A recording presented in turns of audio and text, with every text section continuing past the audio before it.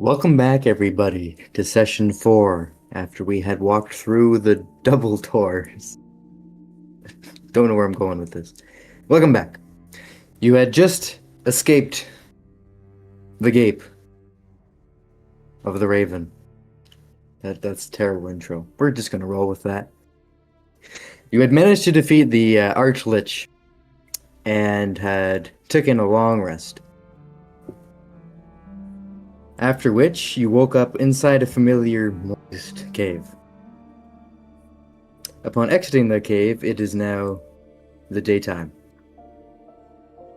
And with the cage of the arch-wizard trapped in raven form strapped to your pack, you can now make your way to the village, where you have decided to take 6 days to train and gather information and figure out a way to free the wizard from his cage and to maybe potentially find a way to escape this entire orb. Should you choose to leave now, or should you choose to find potentially the third soul trapped within this orb? So during those 6 days, we gained new abilities. So during those 6 days, what was everyone working on? What did they want to do in terms of trying to find a way to free the wizard and potentially find a way to escape this orb, or decide what to do next? Well, we'll go with the majority vote, but Tinra's interested in finding the third person hidden in the orb. Right. She thinks it might be the woman who was is it Simulacrum? The one who was in the... It was like a copy, yeah, or whatever. Yes. The seer, yeah. Frauga.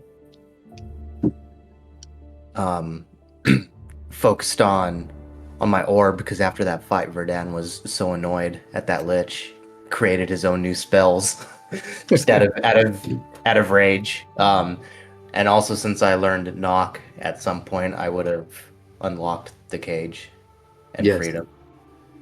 So we'll get to the knock part in a moment. You would have only needed to have spent 4 hours to learn the spell. And since you're a night elf, you only need 4 hours to sleep if you're sleeping during the night. Yeah. So you would have been able to sleep for 4 hours and then take 4 hours to learn the spell. And by the time everyone else woke up, or when you went to sleep, you would have spent 4 hours, and then somehow it works. We're not gonna gloss over the semantics of that in this particular world. And you learned knock at some point during the 6 days. Yeah.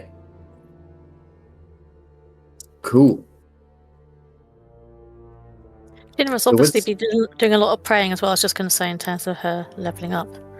But she's also taken time out of her prayer schedule to help volunteer with his shield practice. Ah, yes. You can also add 6 days of shield practice out of the 30.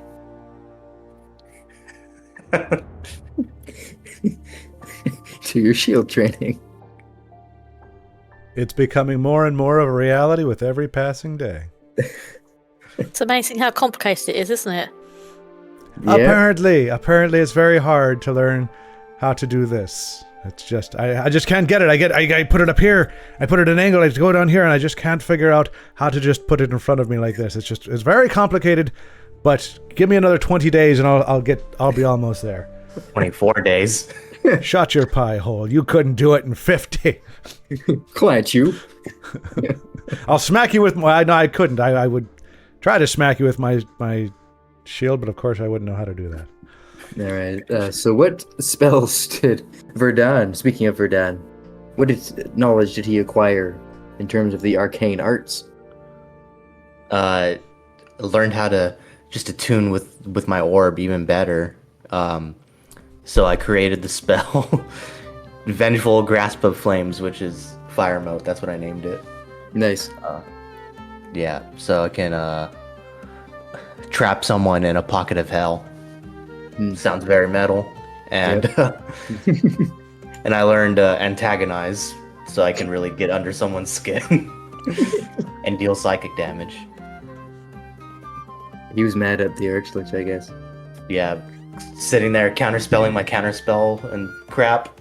It's annoying. He's done now. Yeah, good riddance. Oh yes, and as you collected his orb,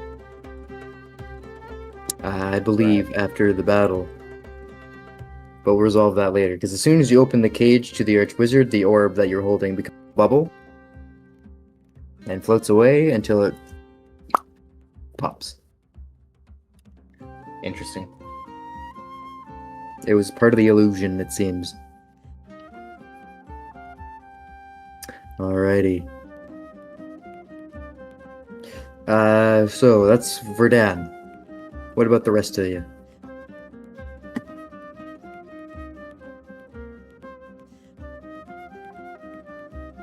I did a lot of reading in my spare time. I read a lot of books because Valentine is the cerebral member of the group. So I polished up on my books, and as I said, I mastered the first part of using a shield, which is apparently just strap it to your arm. I finally got it on my arm, and I can do that regularly now with great efficacy. So praise Almyra for my quick learning. Well, as part of that shield training, you also learn how to wield your rapier a little bit more effectively with the shield and without. As you would expect. Yeah. As you would expect. Yeah. So I'm quite the badass now, is the moral of the story. You now have extra attack. You can attack twice with your rapier instead of once on your turn. I just have to remember where I put the darn thing. I haven't used it to this day yet, I don't believe. Yeah, we've used it a few times. It's been sheathed at your side for a while. Ah! Well, only after great training was I able to sheath it properly. Out of curiosity with the double attack, because I don't know if you mentioned it earlier, because I was trying to get logged in and everything, but does it would work that Valentine does like one attack with a rapier, then the opponent attacks, and then he does his second attack after the opponent's on, or does he get both straight away? Yeah, extra attack is on your turn, so instead of one attack on your turn, it's two when you take the attack action. So like fighters do it at turn 5, and Arnu as a ranger attack level 5. The Bladesinger Wizard exclusively gets an extra attack at level 6. So yeah, that's what I was doing. Very cool. Arnu, during the 6 days of training. I think I mostly just rested up, to be honest, to gain some energy back, but also thought a lot about the undead that we've been fighting, because they're getting very annoying, and asked Tinra some advice and information, which she seems to know a lot about fighting undead, to try and learn a bit more about their sort of strengths and weaknesses and things. Absolutely. Tinra would know for sure. Yes, and you discover a new favorite enemy, or choose a new favorite enemy of the undead variety. Yeah, I really hate them. They fill me with rage. I'm mad. Pure rage. Alrighty, awesome. And then Tinra. A lot of praying, I hear. Yeah, a lot of prayer, a lot of chatting about the undead, and a lot of shield practice. But also, I've been trying to meditate and see if anything becomes clear about who the observer or who their descendant might be. Because obviously, in the last episode we actually had several different people in that were potential observers in that room, weren't they? They were like statues. Still not clear on who it is. There's no obvious answer come to me yet, but I'm going to keep praying to see if I get anything come to me. That's right. At some point, maybe my lady will tell me a hint.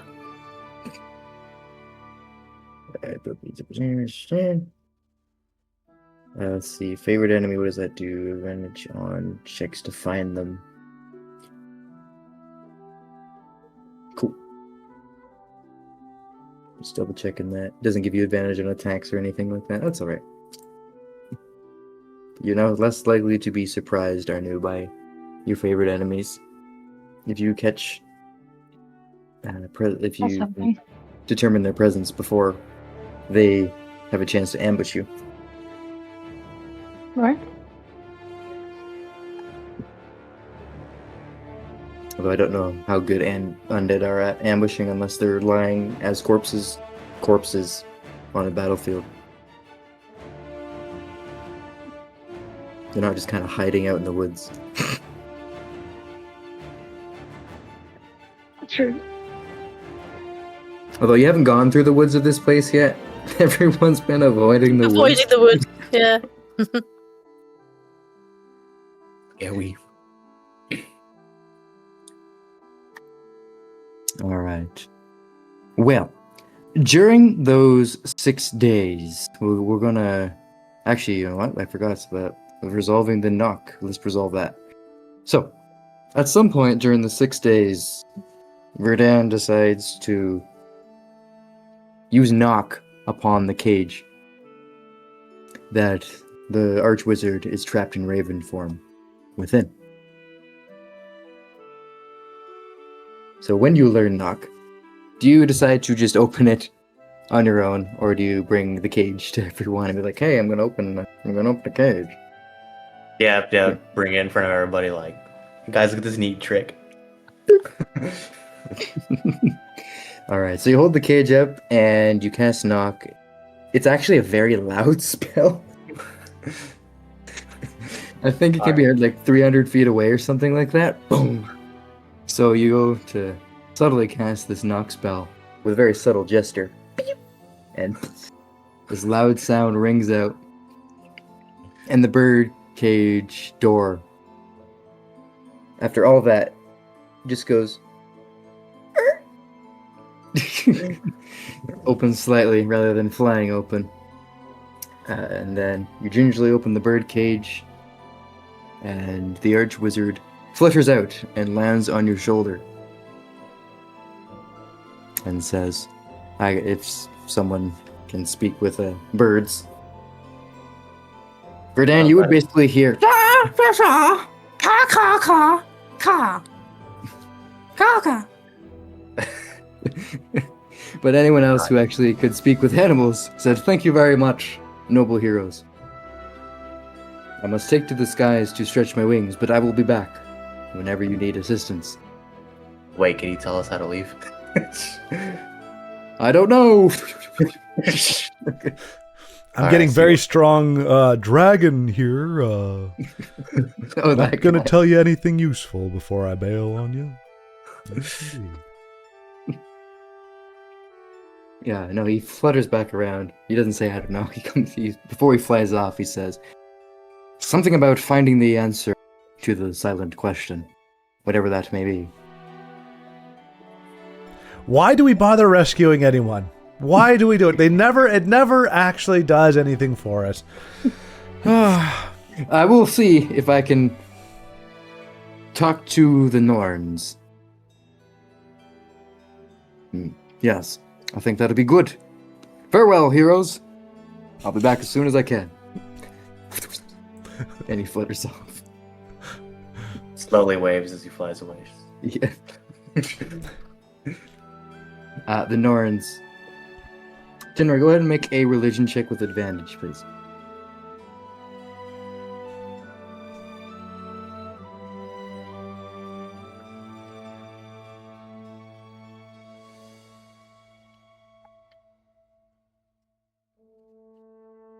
Is 17 good enough?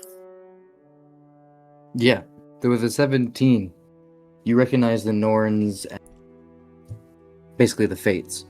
The equivalent within this pantheon, Lady Luck, would be the Norns, as they oversee the past, present, and future. Which recall from one of your backstory visions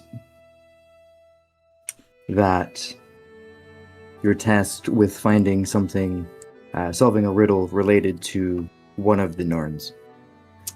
basically finding a garden of stones, which would provide insight into something like Ravenhorn go that might help, that will help with the situation that you find yourselves in back in Ravenhorn.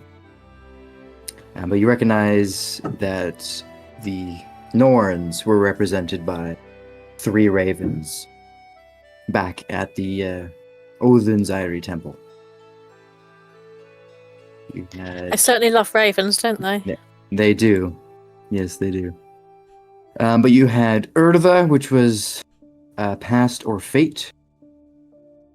Of the Norn of the past or fate. You have Verdandi, which is the Norn of the present. And then Skuld, which is the Norn of the future.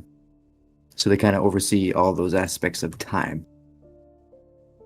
But they also influence fate itself, which is also seen as influencing luck. So whenever you're praying to Elmara, you're pretty sure that if you're in the pantheon, it's also you're praying to the Norns. How does Elmira feel about that, I wonder? She might be a bit jealous, mightn't she? I think she would be. Yeah. Probably explains my many with a D6 I get 1 so many times. It's probably Elmira being jealous, isn't it? Yeah. Praying to those darn Norns again. Yeah, exactly. She's jealous. She's withholding her approval. Yes, but plot twist, her real name is Thorana. Oh. Don't start on that evil witch. But basically, whenever you pray to Elmara, the Norns have a very strong influence over the whole land, the whole pantheon, and all the 7 realms. So there's definitely some interference, perhaps. Or are they one and the same? But the raven flies off, saying that he'll find the Norns. Not sure I'm keen on my deity having a split personality, but hey. All right. So that's the raven. During these 6 days within the town, everyone is the townsfolk are a little bit uneasy, but nonetheless are still trying to be positive and happy, going about their daily lives. You know that a few sessions ago, during the night, the Jarl basically gave his whole spiel about once all the signal fires have lit, that means the braziers have been lit. That the one known as the being or creature, monster known as the Chaos Call, will awaken from the chasm in the middle of their world. So they've been waiting for that at night, but during the day they're trying to forget that reality. So throughout the square you see the market. People are selling stuff, except that farmer who's now wary of boars. Not gonna fall for that again. Forgot about that. Because the board disappeared. Yeah. Just vanished into thin air. My prize boar ran off to the woods is the story they've been telling themselves, but they don't want to go to the woods. You sold me a timid boar. Better than a boring boar. He was more of a scaredy cat than a boar. Wizards don't know anything about farming. So the townsfolk are going about the market square, still trying to sell their wares, if you have coin. And there's also a young lady performing a puppet show in the market square as well. I think I'd like to see, maybe pay a visit to a shop or something. Certainly. Is there any particular shop you'd like to look for? There's not a whole lot going on here. That sells natural soap. There's one that sells flowers. There's one that sells pelts and that kind of stuff. You can visit the blacksmith if you want, not in the market square, for some upgrades or repairs if you need it. There's also the leatherworking shop, the cobbler out there in the market square, and of course, you know, a whole bunch of baked goods. Yeah, I guess the blacksmith, food. maybe. Yeah, something cool. Fresh fruit. But I mean, do we? I mean, since this is all like fantasy world, do we? Anything we buy here, we're not. It's not going to exist outside the ball, is it? It will exist. Oh, okay. Because that'd be a waste of your time. So yeah. I see. And you still have that easel with you. That. Oh yeah. Yeah. You still have the easel with you if anyone wanted to tinker with that for a bit. And what else is? Oh yes, the witch's hut. All right. Yeah. So moving on to the. We'll gloss over that. Surely that won't come back at some point.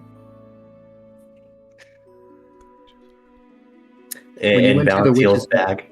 Yeah, it's in Valentine's portable pocket, shrunk down. Yeah, I remember that. I'm just trying to remember. Like, were we expecting to do more with that at some point, or I thought that was just putting it No, there? Yeah. It was the abode of a witch's English. It was the hideout of some witches, but there was a room that led back to their lair in some woods somewhere. And then there was Right. that one room that had like a whole bunch of mirrors that we just noped out of there. Yeah, you know the okay. heck out of there. Yeah. Yeah, I remember that. Anyways, that's still in the portable pocket. But you head to the blacksmith. What's the wizard hoping to find at the blacksmith's shop? I don't know, something cool, maybe something someone else can use. All right. Well, if there's any repairs needed to be done on any weapons, that happens. Or you might have had something with one of her short swords, but can't remember. So that's fixed. No. There was something with that water elemental a long time ago. We can get them all fixed up here. We won't worry about cost or anything like that. In terms of what a blacksmith would have for a wizard, let's see here. Well, I think a few of you did acquire some parts. I think Tinra pulled some rare resources from the Book of Random Things. So a skilled blacksmith, certainly over 6 days, could make something with that. Or at least get started. So you can definitely inquire about a commission work. I guess I would let Tinner do that because I don't know what the material would be good for. Yeah, I'm not really. I haven't really decided what I want to use it for yet. I don't really know enough about it. Right. I think I had. Let's see, magic items. I think I shared it to you for a while ago. The potential.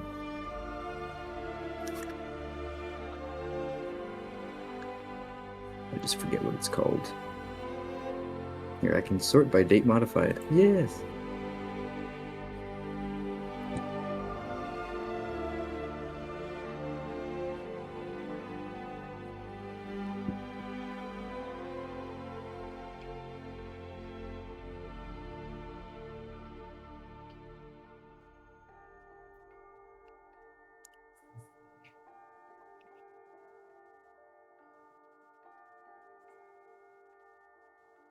Maybe not. So I was just looking on my inventory, but I couldn't see it on there. But I swear I have stuff I don't remember having, like potion of venom and stuff. Oh, that stuff was acquired from those witches. That must have been ages ago. Oh yeah. Yeah. I forgot Those about stupid that. witches. Maybe it's on other possessions. No, that's the incense. Mace of Mimicry. Maybe I put it in my backpack. No, that was just the option there. Nope. There we go. Because I think you have a Sphinx feather as well. Do I? Oh, There you go. I'm gonna have to have another look at all this stuff. There you go.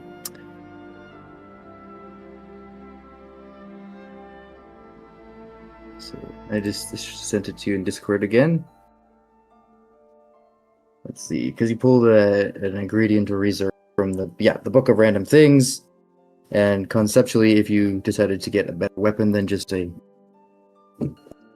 Morning Star, this was one of the options you could potentially make with the ingredients and resources that you currently have in person. So I sent it to you over Discord. There you go.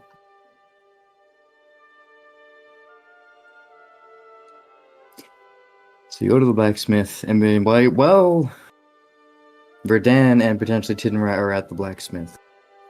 What are the rest of y'all doing throughout the day during the 6 days in the town square? You got visiting the blacksmith and shops.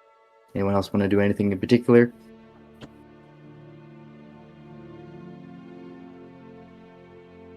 If 6 days have passed, wouldn't that refresh Valentil's book? Let's see. It might have been enough time to read the book.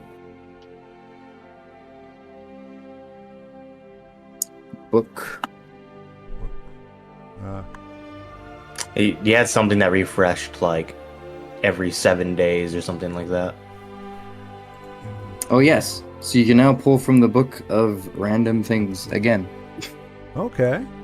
Yeah, I see that. One charge you use creation. Oh, 7 days until a book recharges. Okay, yeah. Yeah. What did I use that on? While Oh wait, I used it as soon as I got it, right? We were able to, I think, each pull something out of it. Yeah. Yeah. So would you like to pull something from my book? For sure. You all can. All right. On the 6th day, it refreshed. Here is my book of random things. Behold! It's probably better than going to the blacksmith, honestly. For me, at least.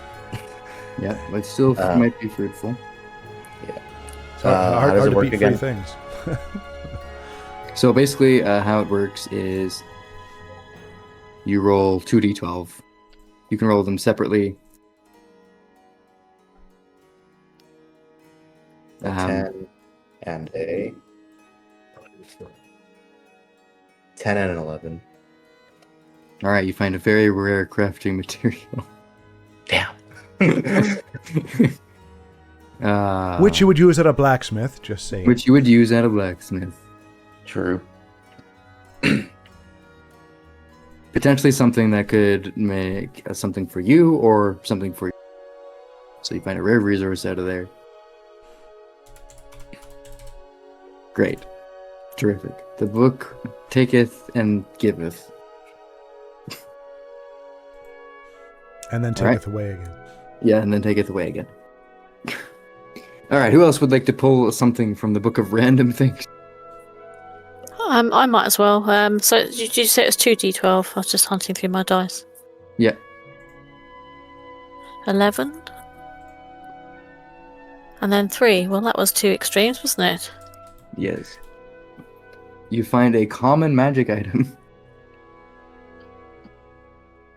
What are you feeling today? Something about arcana, armaments, implements? I think it'd be quite nice to have something other than my holy symbol, so maybe an implement. An implement. All right. Common. You're welcome to roll a D100 if you want. And also roll it if you want. Wasn't very good. I got 30. 30. So from the book of random things, you produce forth a moon-touched sword. 1, 2, 3, 4, 5. Well, let's see what type it is. Sounds cool, but I don't think I'm allowed to wield a sword as a cleric, am I? You find a moon-touched scimitar. Oh, okay. Quick recalibration. Yeah. Sounds good. Good. In darkness, the unsheathed blade sheds moonlight. creating bright light in a 15-foot radius and dim light for. That's all it does. It looks fun though, so Yeah. something interesting, isn't it? So you pull that. I cannot wield this. Lady Elmara would not allow. No, I can just use it to light the way, though, can't I? Yeah. But I think it's a light weapon, so our wield that. So you cut out there. I didn't hear. I got as far as it's a light weapon, and then you cut out, so I didn't hear what you said. I believe Arnu would be able to wield that weapon. That's fine. I'm a giving person. I just give the thing that I've managed to get to somebody else. Here you go, Arnu. Thank you. Well, maybe I could pull something out that you might find useful instead. Oh, Maybe. thank you. You're all heart, aren't you? What dice do I roll again? 2D. 2d12. Right.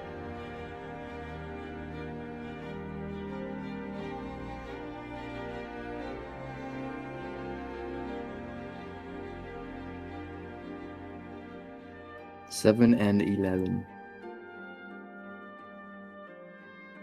So you find a very, very rare ingredient. Right. Potentially for potions or some type of spell component as well. So something useful down the road.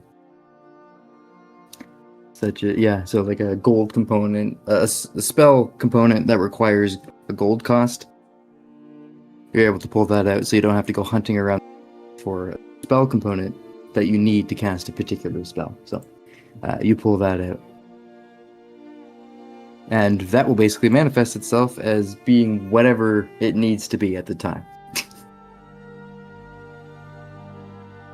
Okay. Sounds useful. Yep. Useful for spellcasting for sure. And then, shall we have one more poll from the Book of Random Things? Someone's got a high roll. Absolutely. It's going to be me. All right.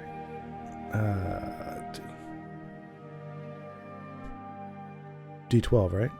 Yep, 2d12. Got a 3 and a 7. There's your high roll.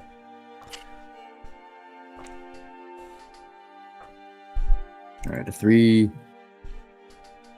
Ooh, and a 7. Told you.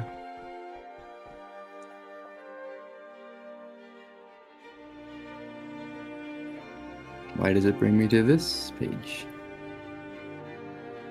I broke the game. Let's see.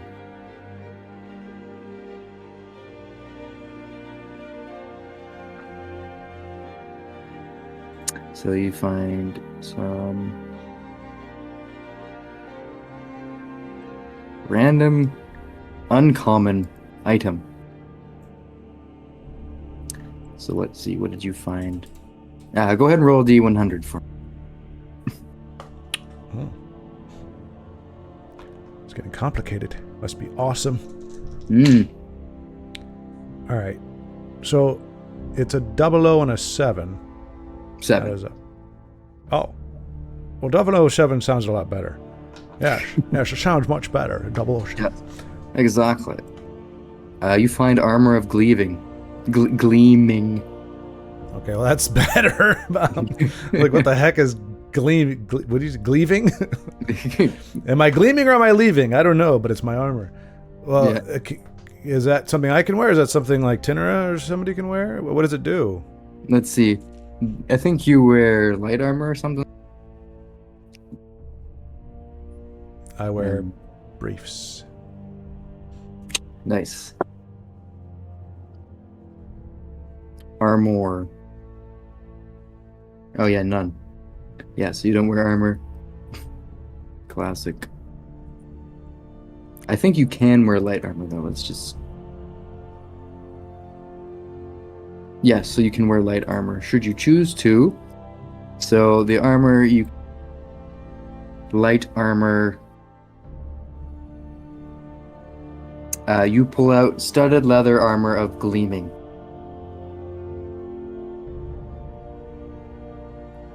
The cool thing is, this would feed right into Valentiel's ego, is this armor never gets dirty. So it always is shiny. Ego, that's just called wanting to look good. Dress for the quest you want to beat, not the quest you're currently on. That's my motto. So, nice. Yes. And it's studded, which is cool. Studded leather armor of gleaming, so we add that to your equipment. And if you... I mean, it's not as good as useful crafting material, but, it'll get me there, I suppose. Well, the good thing is, this studded armor is it's 12 plus your dexterity, which is 4. So your armor class went from 15 to 17. Jeez. Invincible! I am invincible! Yeah. So your armor class went up, which is nice. Yeah, no, I'll take it. You pull it out and it's just your size. How lucky. Mm. And the nice thing is it works with your cloak of protection, which doesn't require you to wear armor. Yeah, so you can also add hours to each of your books. Yeah, if you haven't. I will do that. Oh, and you finished learning your blacksmithing. Nice. Mm-hmm. So we're going to go ahead and activate that. So you officially learn how to blacksmith.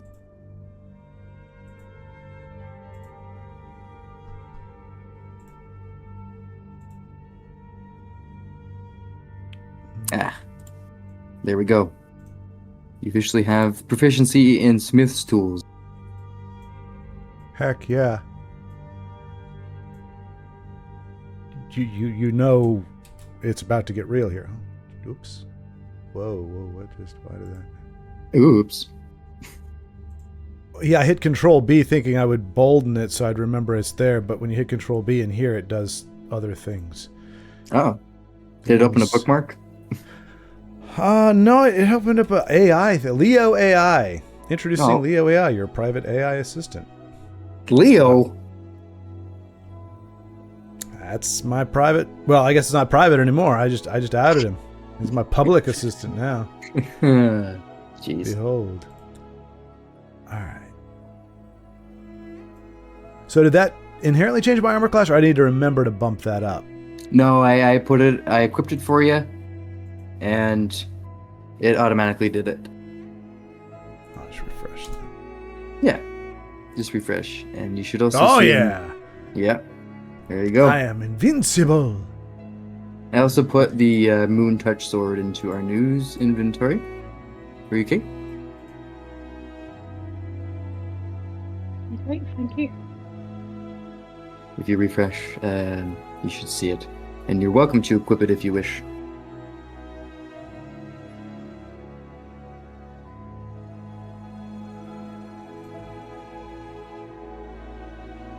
Now the only difference is the mastery property, which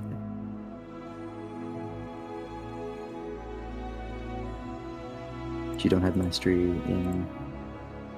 Interesting. I think that might be a feat you gain later. That's alright. So yes, you can now equip a short sword in your main hand, and the scimitar in your main hand, and then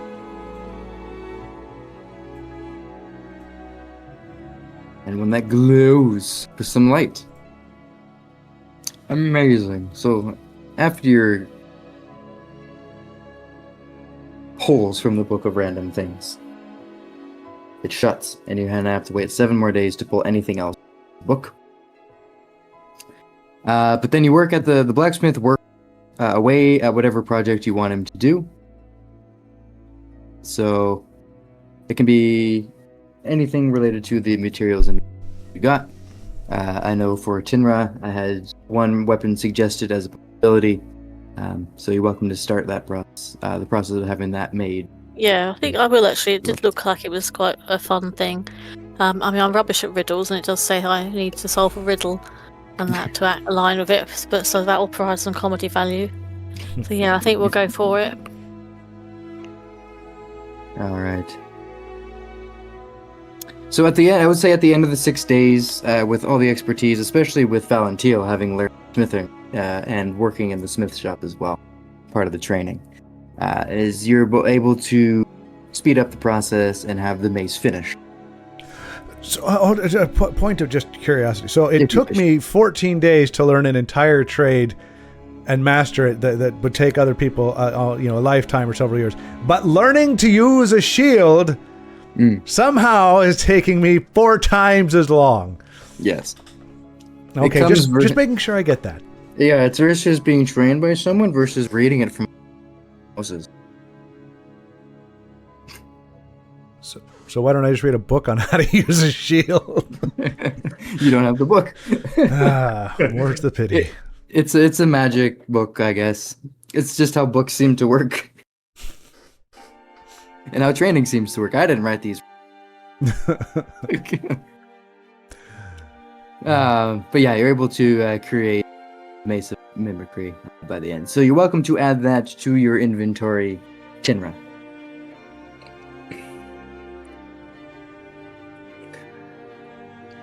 So just being stabbed. Okay, I'll have that on under equipment. If I wanted to get like new robes or something, would the leather worker do that? Ah.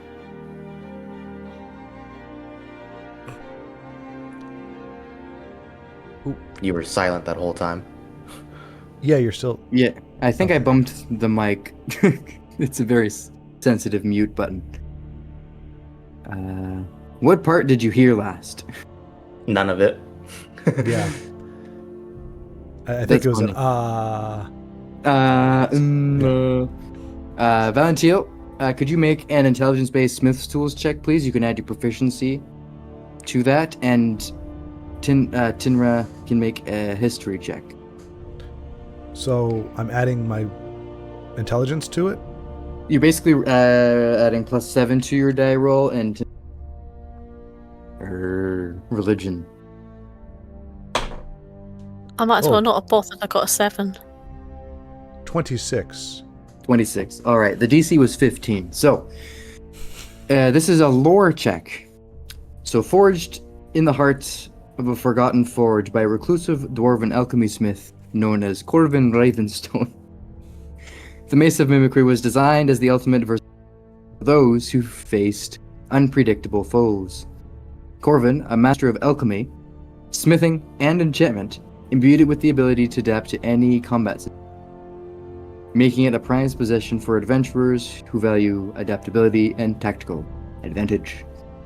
A crucial component of this creation was a single, iridescent feather shed by a wise and ancient raven sphinx known as Gata, who you encountered, and she did indeed drop a feather for you that you gathered, which granted the weapon its unique magical ability to shift its very form and imbue it with a fragment of the intellect. Legends say Let's try that again. Legends say Corvin once forged one of these weapons with 2 Sphinx's feathers, making it a magic weapon beyond design. You only have 1 Sphinx feather. Really quick, sorry, I just as a technical thing, you do periodically cut out for like a syllable or two. I don't know if it's just me, but I don't know if it's a proximity to the microphone or if like Discord doing something, but it's not bad enough. Like I get what you're getting through context. It's not bad, but it does drop out some words here and there. Yeah. It's the same for me. I thought that was my problem, my end up until now. No, it's just the internet's a little bit slower today, probably because of the ironic because of the weather. What? Okay. Weather. There we go. Maybe we should just speak slow. That'll work. You know what? Let's try this.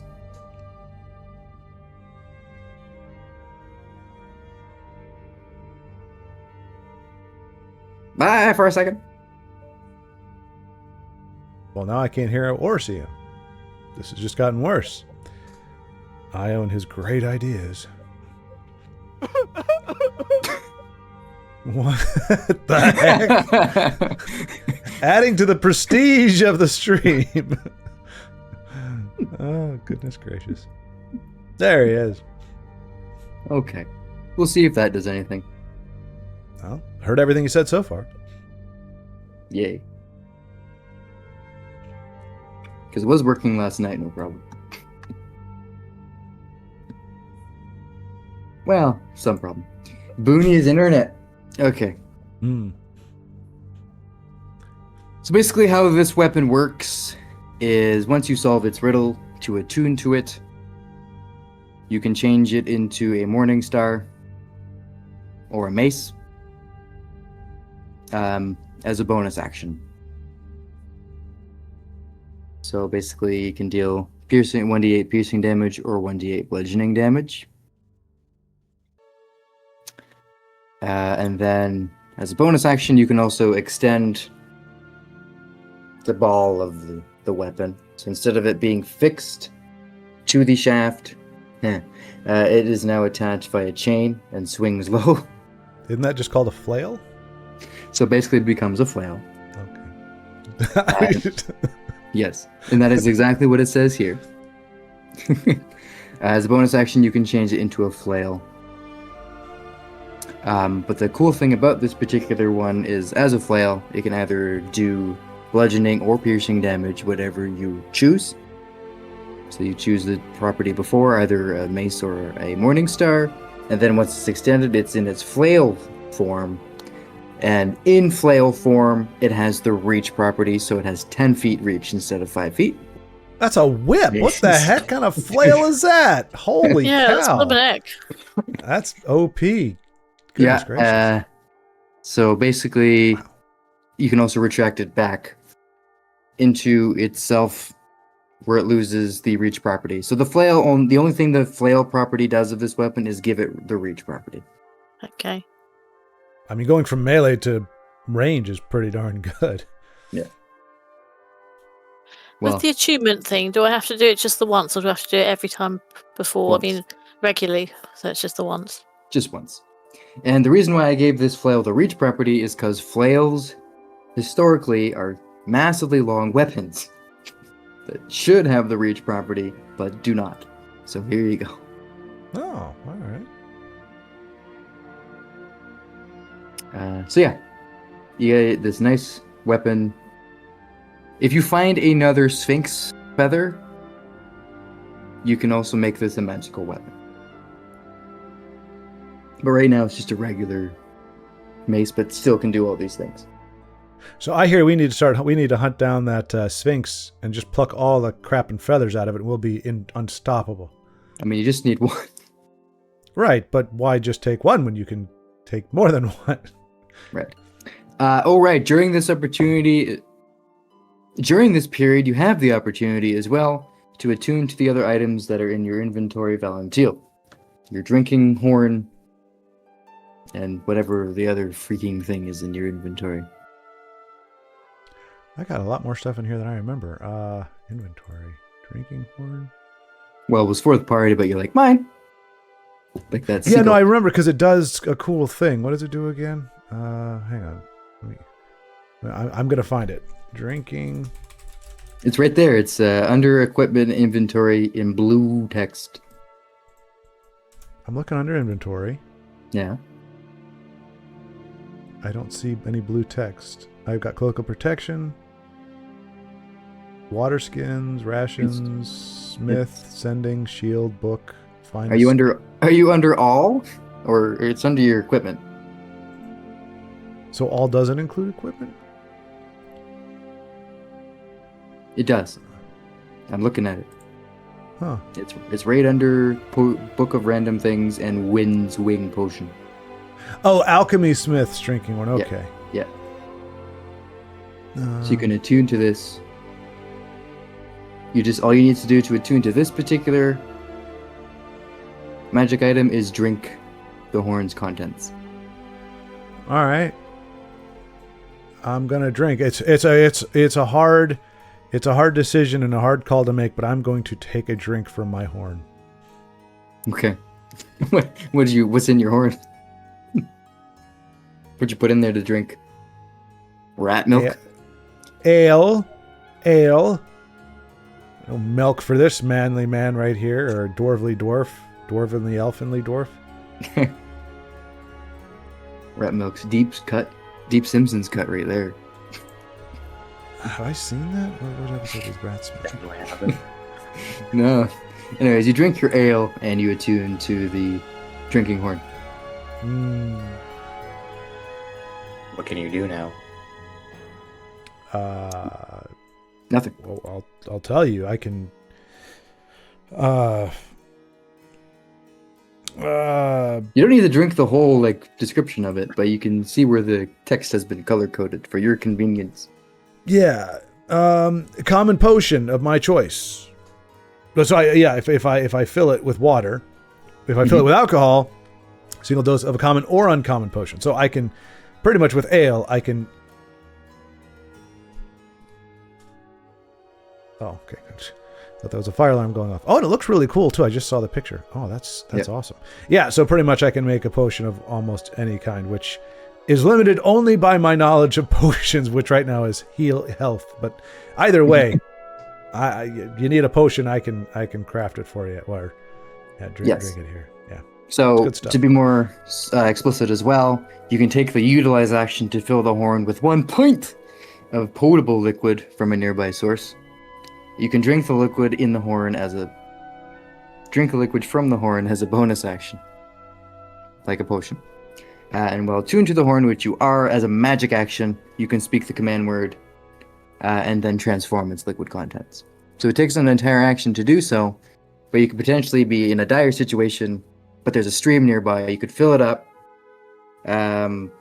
which takes an action, unfortunately, but then on your next action you can change it to a potion of healing, which then you could give to someone as a free action. So it needs to be a dire situation, but not near death dire. Two-turn dire situation. Strategic about it. Yeah. Yeah. Or I could just pee into it, and yeah, you could technically, and then transform it into a potion of healing, and it won't taste like the yellow liquid. It will taste like a healing potion. I'll do that for you guys. I'm not sure how I feel about that. Yeah. You also have in your inventory a quill of riddling, Sphinx's quill of riddling. To attune to this, you need to solve its riddle. Okay. Yeah. And it can be you again, but just so you're aware, you're already attuned to 2 items. So, what is that? So you can only be attuned to 2? 3.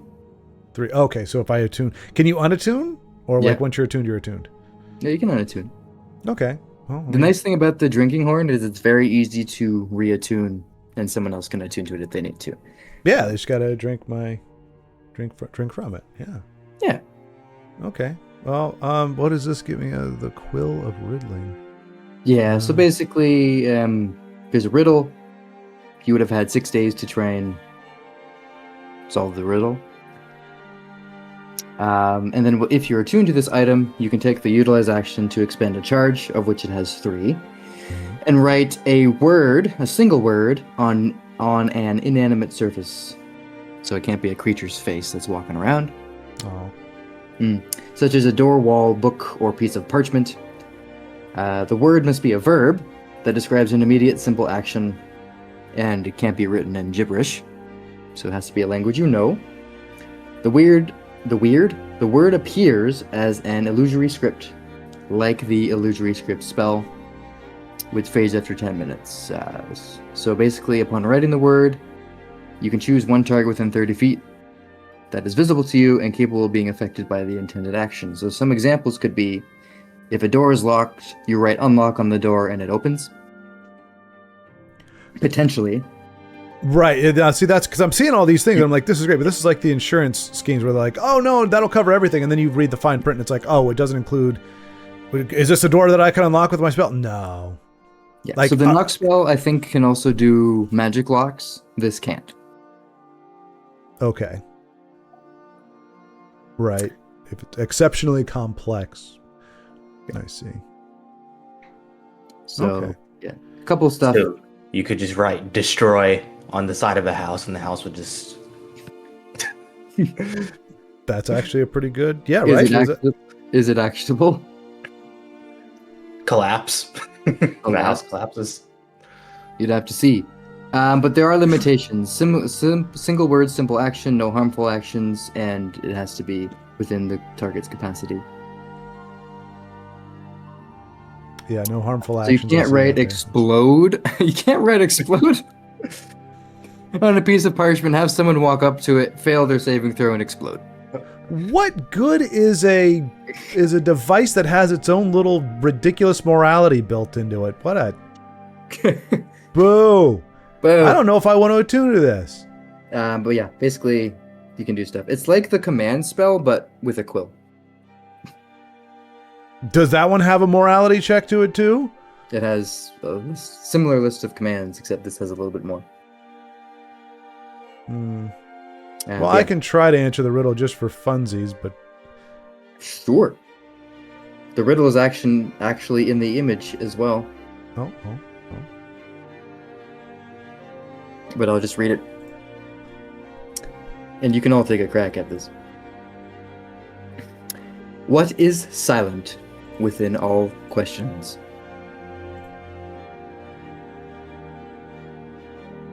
And that can help to see the visual. Yeah, I'm trying to get it bigger because I can't really see it. Oh, right-click, open image in new tab. Oh, there we go. What is silent within all questions? The mark? The what? The question mark? Perfect. Really? Yes. Ha ha! Big brain! Big elvish dwarvish brain! Nice. So you attuned... Okay, so this has two implications. Possibly three. So you answer this riddle correctly. Wow, you ask we wabbit. W-A-B wab. W-E-B web. Nah. Diction. So you attune to this quill. And you can now do stuff with it.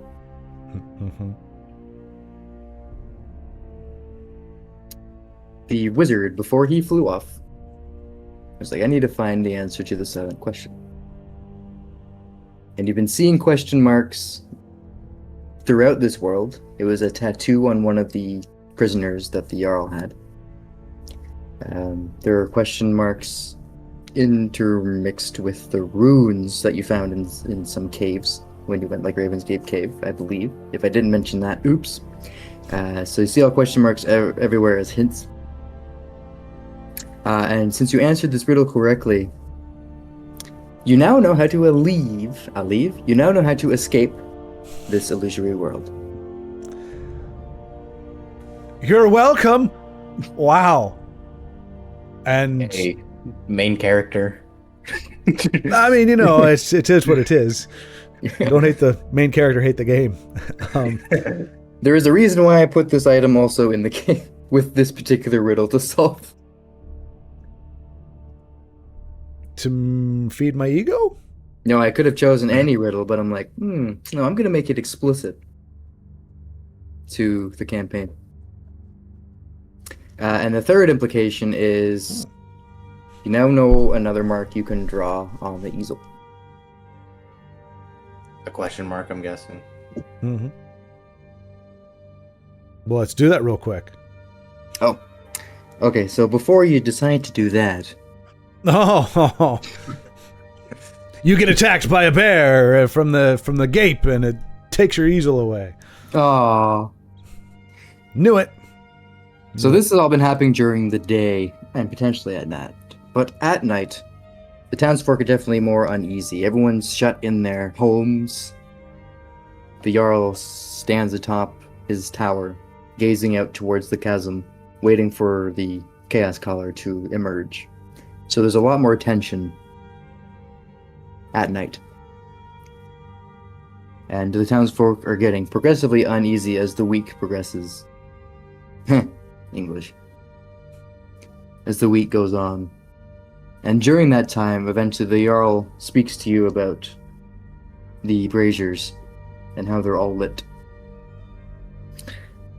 is basically with the volcanic egg as the protection that they potentially would have from this creature, as it creates a dome around the entire village at night, like the Great Ward you saw back on the surface. What do you say to the Jarl when he questions you about, like, what have you done? Have you seen something? Does chaos call once more? Oh, something weird like that.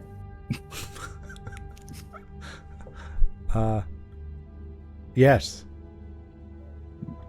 Will you fight with us should the Titan emerge? Probably not. No. Titans sound rather large and not fun to assail, so I don't know. I defer to my companions, who I hold in high esteem of their common sense and wisdom. Remember, we do know the way to get out of the orb. Just okay. Yeah, in case it goes south. Help them fight, and then if it's looking bad, just bye. Okay. With that answer, he just looks down like, I hope you can find it within your hearts to not be craven fools when the time comes. Oh, craven fools now. I guess wisdom is craven. Well, that's fine. Yeah, we hope so too. We hope so too. All right. So, at the end of the first day, the first night, I need someone to roll a d20, please, and not add anything to it. I got it. Okay. Do it, Valentino. A 14. Okay. Bear to Nothing happens. So, day 2. I need someone to roll a d12.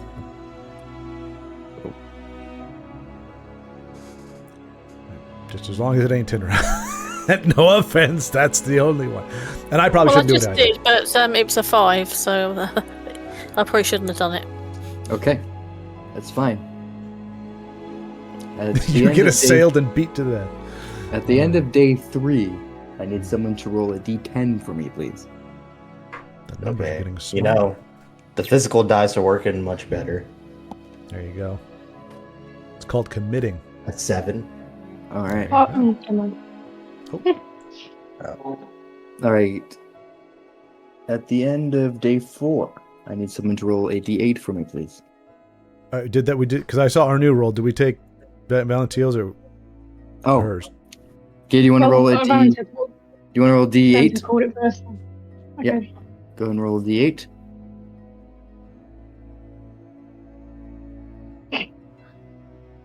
One. All right. That's where it happens, huh? We were so close. So at the end of day 4, as night starts to descend upon the world, that is when the ground starts to shake, coming from the north, as the creature in the chasm stirs. At the end of day 5, I need someone to roll a d6. Do it. A 5. Okay. En fuego. Continues to stir. And then at the end of day 6, someone needs to roll a d4. All right. A 3. Okay. Nice. So for now, the Chaos Caller is stirring in the north, but has not yet emerged from the chasm. But whenever we require another roll, it's going to be a d4. And what do we have to roll to keep it from stirring and not doing anything? Anything but a 1. Okay. But now, that's easy. since the Chaos That's Caller it. has... yeah. I'm not rolling the d4 at all. I'll get a 1. Well, this time it's a 1. The next time the trigger has gone up to a 2.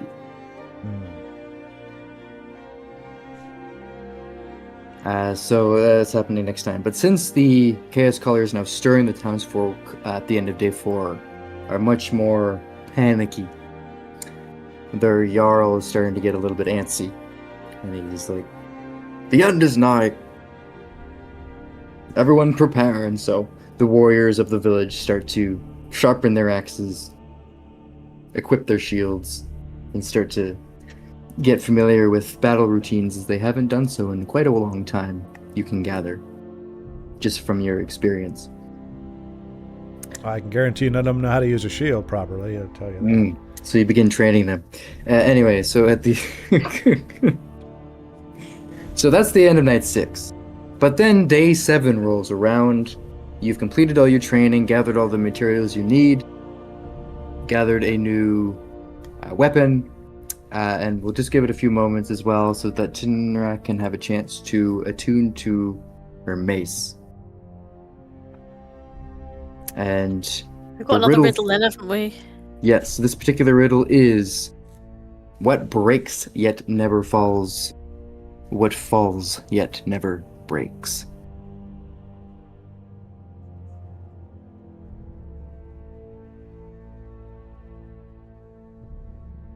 It doesn't just have to be, but you can all pitch in the ideas. Sounds like a weather thing, right? Like a storm breaks. So what breaks but never falls? Yeah, I was just thinking it might be a weather thing. What breaks but never falls, but what falls but never breaks? Was that? Yeah, what breaks yet never falls, and what falls yet never breaks. Rain or snow, probably. Yeah. Rain break? I think rain. I think snow. The snowfall. Maybe. All right. So that is Tinra's answer. So the attunement is unsuccessful for this particular attunement. Harsh. It only gives you one guess? Yeah, I think can do another one in the long rest later. What it says on. Oh. After a long rest, yep. Falls but never breaks, breaks but never falls. Yeah, you can mull that over. All right. So the sun rises. It is now the morning/daytime. I don't think you've seen... Let me just pause this for a second here. So basically, what would you like to do on the 7th day? I did ask earlier, but I think the other stuff got in the way. Valentiel. I was asking if a leather worker would be someone who fashions robes. I don't think that's a leather worker. Let me double check here. Leather robes, that would be very uncomfortable, I think. I think so. It'd look really sick, though. It would. You'd be awesome standing still. As soon as you move, it's going to be loud and uncomfortable. It would actually be very fitting, though. Maybe you could get whatever the medieval version of a trench coat is, kind of go Matrix on it. That's what I was saying. Like a duster. Yeah. So, I think as a wizard, you get no armor proficiency. Yeah, nada. Yeah. So, a leather armor worker wouldn't be able to make you leather robes, because that would just be leather armor at that point. So wait, does that mean you're not skilled enough to wear clothes? I can wear robes. That's it. He's not trained. He's not trained in any armor, so can't use it effectively. So I thought the shield thing was bad. Yeah. I can't put this on right. Yeah, my AC is 12. My AC is 12, dude. You enjoy your nice light armor. Yeah, that's why you have magic and that kind of stuff. Now you could find a weaver to make robes, but you already have your robes. I mean, I think my robes are basic, right? So they are. Yeah, clothes common. Yeah, I was gonna say the crafting material that I got. Maybe I could give it to a weaver if the town has one, but if they don't, I could probably just wait until we get out of here. All right, let me just roll for that there. Percentage check will give a 20% chance. 81. So yeah, there's no weaver here, unfortunately. You do find a leather worker. All right. There we go. So, it is the start of day 7. And the chaos color still stirs in the north. What would you like to do? Does someone need to roll on that one, or is that going to be like at night? That will be night. Okay. For now. Can I have another go at attuning to my weapon? Because I think I might have worked it out.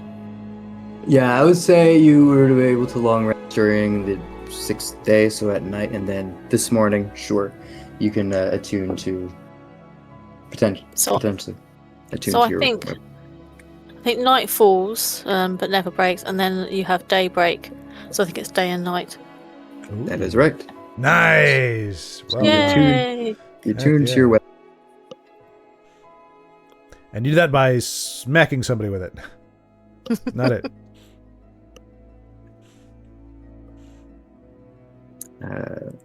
So let me just take care of that here for you.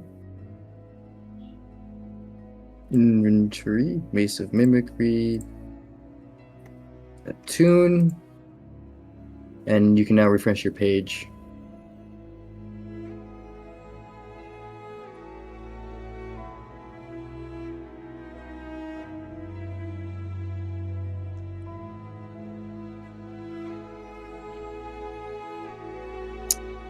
And yep, should be all squared away there. Dope. Yeah, I can see it. Nice.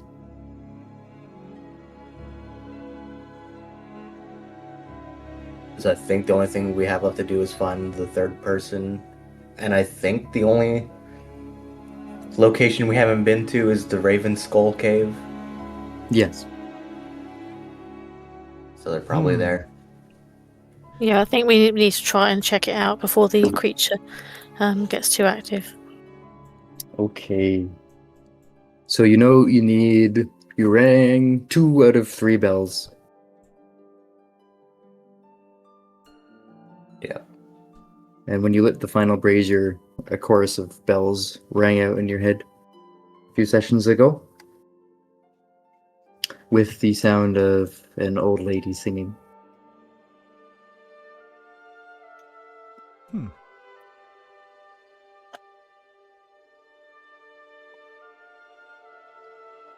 Okay.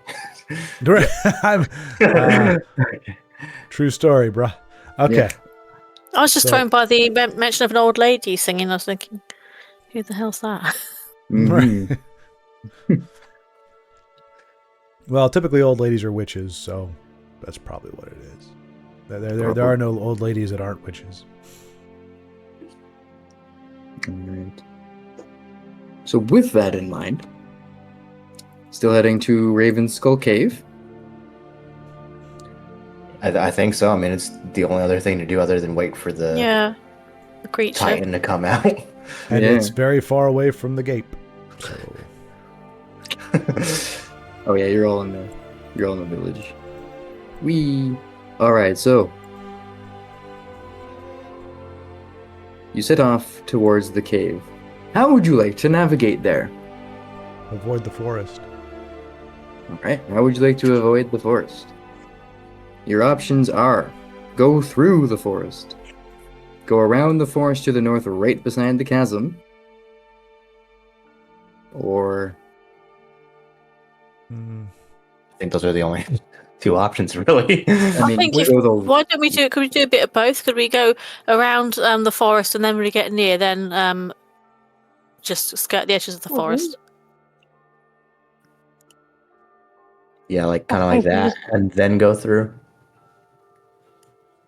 That kind of minimises the risk, then, doesn't it? If we sort of leave the forest until the last minute. Could follow the river through it. Oh, that's a river. Yep. Oh. So, yeah, what if we just follow along the banks of the river? Nothing bad happens next to a river. We could just follow the river. And then we don't have to cross it.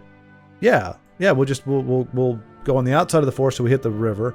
Then we just follow the river through that little bit of the forest, and then we come out on the other side, and it saves us having to cross a river. Was that what you were saying, or you were saying to go around it completely? Yeah, he was saying that was one of our options, go all the way, but yeah, I think doing that is the best. Yep. Alright. So same marching order as usual. Arnu in front. Yeah, it's normally our new Tinra, isn't it? And then I forget who's at the back. Some guy. For Dan. Yeah.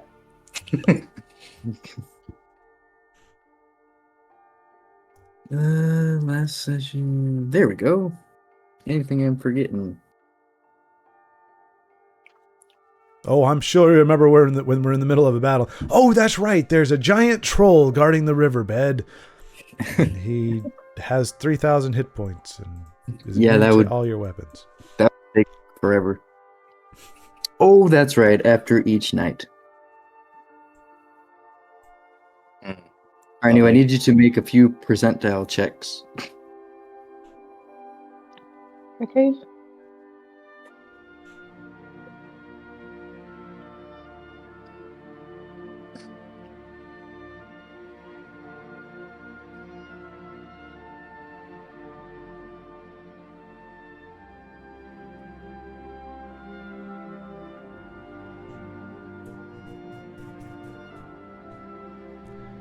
Is this a silent thing? Oh, I see. Yeah. One. It would need to be 6.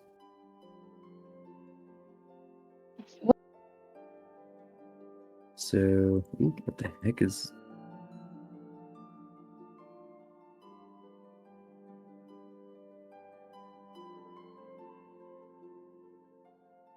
Okay. That was a weird artifact on the screen. Everyone, okay, fine. Day 3. So far, you have dreamless nights. Another dreamless night.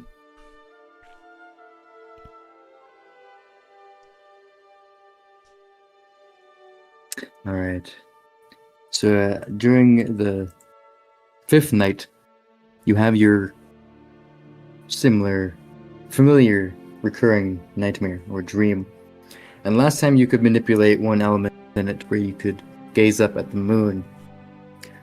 Since you dreamed again, you can now influence another aspect of this particular dream.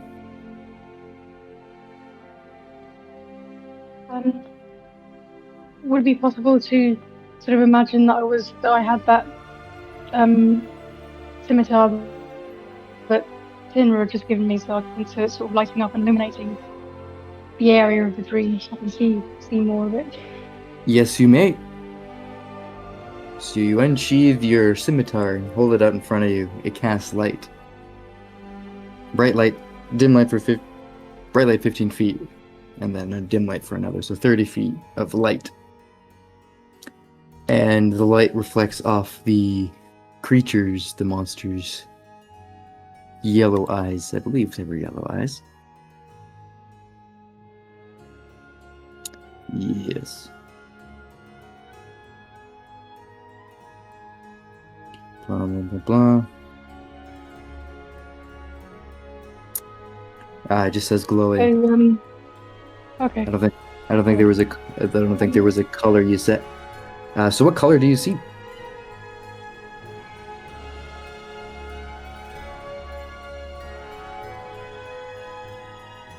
Because in your description it's glowing. Red probably. So we will add that.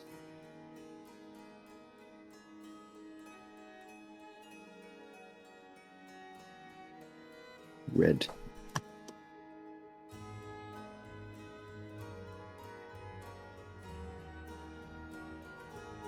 Cool.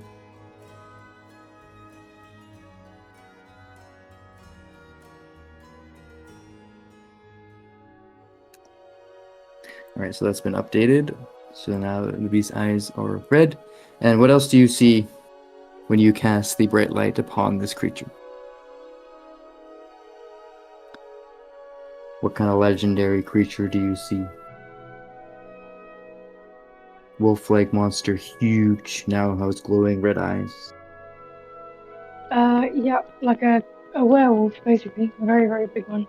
Very big werewolf. And what color is his fur? Brown, black, gray, white? Kind of like a sort of blackish blue, like a very dark blue. Interesting.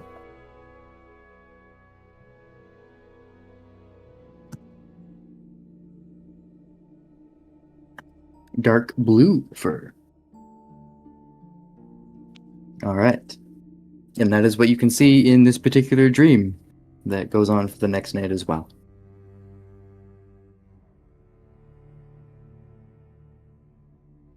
You are remembering more details slowly over time.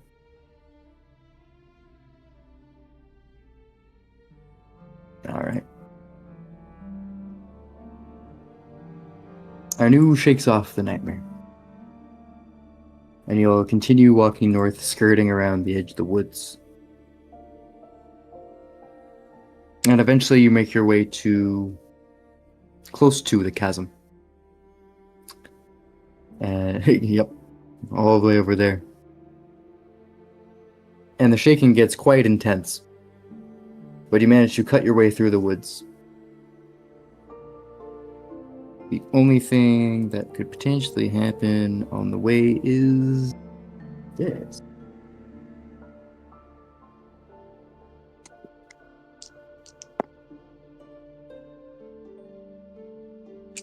All right.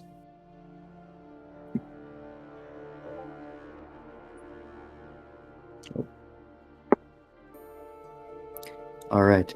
So, as you start to follow the river east direction, as you start to follow the the river.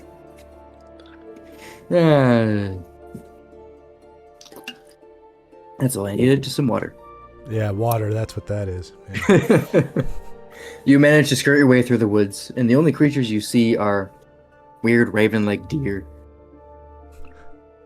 So, the deer kind of bound around away from you, but feathery fur that is kind of iridescent black. Other than that, they just look like regular deer. Oh, other than the fact they're covered with feathers, they're just like regular deer. They're just like regular deer. It's a whole new species of creature. See the buck and doe, and then eventually you make your way through the woods to Raven Skull Cave. As you approach, the DM forgets his notes. I sense a foul note on the wind. You get hit in the face with a random sheet of paper. Hey, there's a riddle on here. Hey, that's all the riddles that I have. Oh, well, if you're going to lose a piece of paper, it might as well be that one then, I guess. Yeah. Raven Skull Cave. Revealed by lighting 3 braziers, which you have done.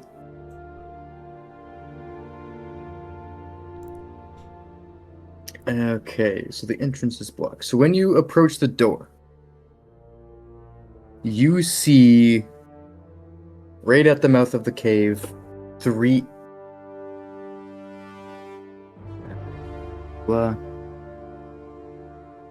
you see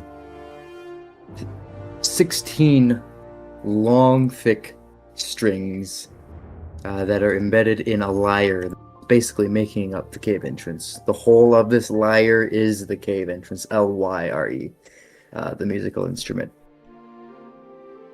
And then the whole cave is like inner chamber of the instrument that resonates the sound. So essentially this entire cave is a musical instrument that it looks like you have to play in order to enter correctly. Because currently the strings are like blocking your path like bars.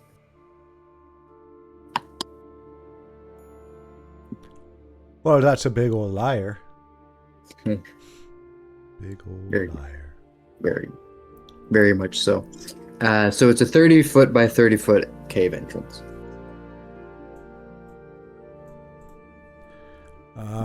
Does anyone here have musical expertise? I wasted all my time on blacksmithing when all I needed to do was become a musician. Well, if we start playing notes, is there going to be like an easy way to tell if...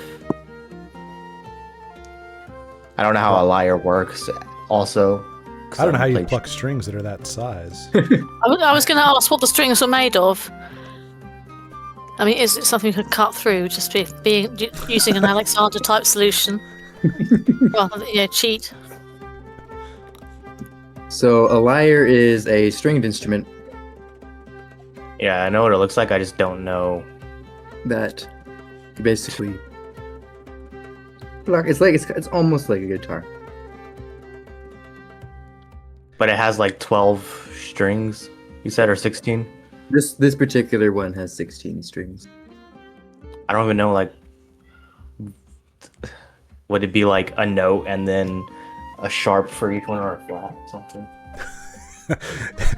Do not try to talk music to a musician. Be like, well, technically, there's no flat notes on this. So I don't understand this. Well, no, like, because there's 8, but 8 makes an octave, but 16 strings. I'm like, that's a lot. Yeah, a lot of strings on this particular lyre. It's not a traditional lyre.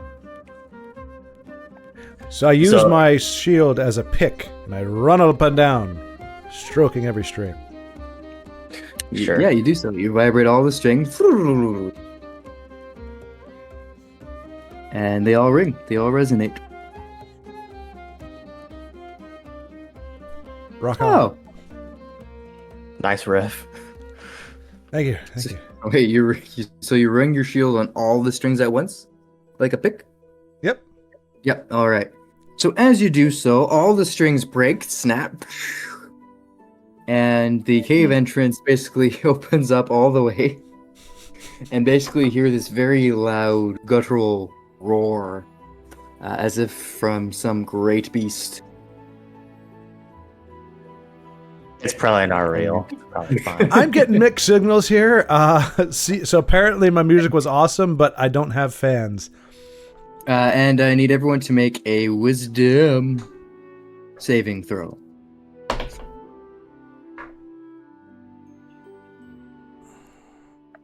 Oh. Ooh, 23. 11. Ooh. Putting the dumb in wisdom. 11. 11. Together with my friends. Perfect. Where is... Mine with the bonuses is 17. I don't know if that's good enough. Yeah, so the DC was 15. So let me just move... Oh, hold on. Move to another window. Yes. Perfect. I'm multitasking. Okay, I'm going to move this to the same window as well, so I don't have to keep alt-tabbing back and forth. There we go. So anyone who failed the saving throw...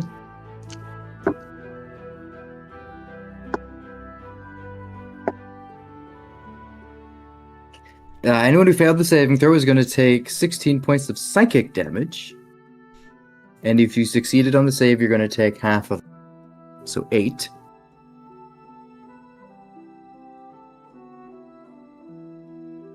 I feel like every time I succeed something, I still end up with a negative. Yeah. As this mighty roar blasts you. And I think only 2 of you have failed the save. Well, that's half of us, so I don't know about only 2. That's 50% of our party failed. It's just, it sounds better to say only 2 versus half of you. No, I know. I'm just calling out your propaganda. That's all, sir. Just calling it out. So, those who I'm sure it's that rolled 11. It should be 11. fine. Yeah. Because it's just misunderstood, isn't it? The creature, so I'm sure it'll be fine. Yeah, absolutely. So as this roar, this blast resonates within your skulls, and you take the psychic damage. Since some of you succeeded, that is all that happens.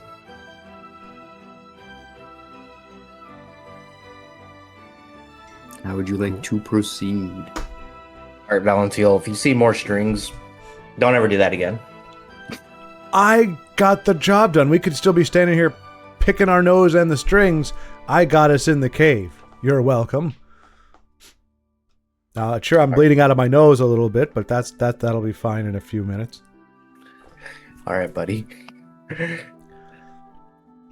It's funny, I actually had the clause written, if all the strings are played at once. That was the only clause I had. Only a wrong choice. He read you like a book. He did. Well, but the question is, though, would that have been, would the monster have roared no matter what we did? Or was it doing it that way was like a forced entry? That was the forced entry. Well, still no regrets, but, yeah, okay. Well, now he knows what's up. He does. Praise Elmira! Well, we didn't have any other ideas, did we? So we just went with the best that we could. Well, we didn't really stop to come up with any. I know, I was still thinking. I was gonna look for some clues on the walls or something, maybe. I was going to try and put a positive spin on it. Try and put a happy spin on it. That maybe this is a shortcut to confronting the beast. Uh-huh. I guess nobody stopped me. It is true. So let's see. This one, lore. Choose. Kitchen.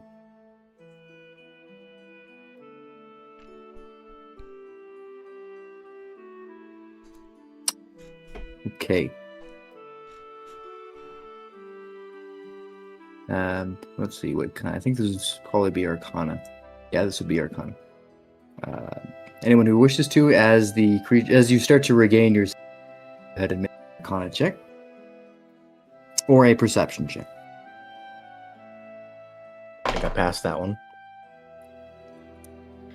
I think I'd do an Arcana check. I think I get more bonuses on that. I'll just double check. 25. 21 perception. 28 Arcana. Mm-hmm. Okay. Yeah, So the 28, 21. 19 for Arcana. 19's not bad. Okay. So just plop that. Pop the bacon in the soup. Why not?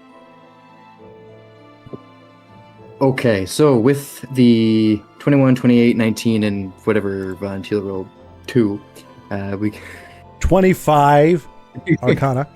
With 25 Arcana, all of you recognize that this creature that opened its mouth is not a giant, but a gigantic golem made out of stone. But it seems to be, for the most part, immobile. But it seems that whatever is in here has basically made this golem as its lair. Wait, you're saying the cave is the golem? Yeah, this entire thing is the golem. So, did we just go through the mouth or some other orifice? This is the mouth. I mean, you're welcome to try and find another orifice. No, I'm as long as we're going through the mouth, I'm okay. Okay. You're not going through the golem's gape. You forgive me for questioning, though, considering on the other side of the map. Anyway. Oh! It wraps around the map, you see? We went in through the golem's gate. Oh, very clever. I see what you did there. Yeah, Valentiel thinks that as you enter the cave. And as you enter this particular space here, all of a sudden the air around you gets very cold and the light gets very dark. And let's see here. I guess we should make some light sources. Yes. Yeah, I can do my light in front of you. You like cantrip, you cast some light. Excellent. And those who have dark vision can't see through this magical darkness. So the light doesn't illuminate much, although Arnu does have blind sight as well. So you can see a little bit in front of you, and the only sounds you hear, other than your own footsteps, is the sound of a flute playing somewhere in the space around you.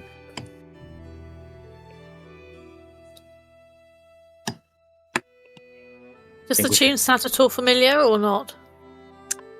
It is an unfamiliar tune, but it is not a menacing sounding tune. It's just a few notes being played on a flute. Well, considering the size of the lyre... Sorry. No, go ahead. Does it sound like it's the location of it is moving around, or is it coming from a static point? So it seems to kind of be resonating all around the space. So not a singular source, but rather all around you.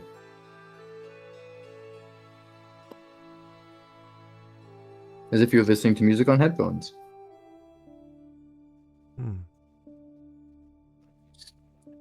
I don't know. Keep going. Yeah. Okay. Yeah. Well, as you press on, the second zone is a little bit brighter. Instead of darkness, it is dim light. In addition to the flute playing, you also hear a viol and a violin.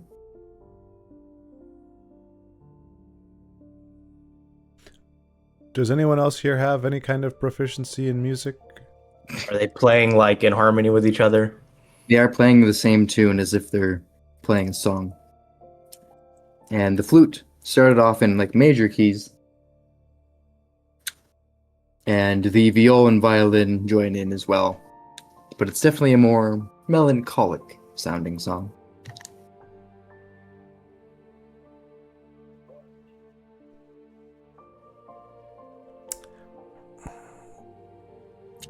And as you... Yeah. I was going to say, as you proceed through the mouth of the cave, this particular zone is also a narrower passage that seems to lead into a large open space. A cavern that is much brighter than the entrance and this tunnel, a passageway. Seems you're going to be entering a zone of bright light. Well, we'll just keep the light going anyway, because we might enter another dark area after this. Does anyone want to like poke into that area? Just, like, take a peek? Yeah, look up, look down, look all around before we go inside. Okay.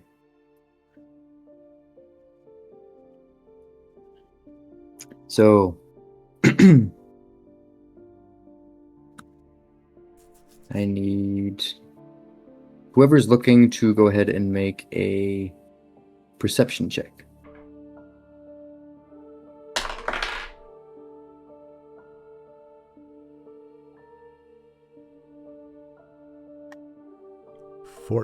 Oh, there we go. Arnu's got it. 25? 25. 25 is not bad. Not bad at all. Above average, I'd say. I got 24. Whoa. Pretty good rolls. Yeah, because I got 20 and they've got +4 on there, so that was good. Ooh. Oh, you got a 20. Hold on. Gotta record that. Light of luck is on your side again. And for a change, I think. I was going to say, what do you mean yeah, again? Exactly. For once. Yeah. 20. Ooh.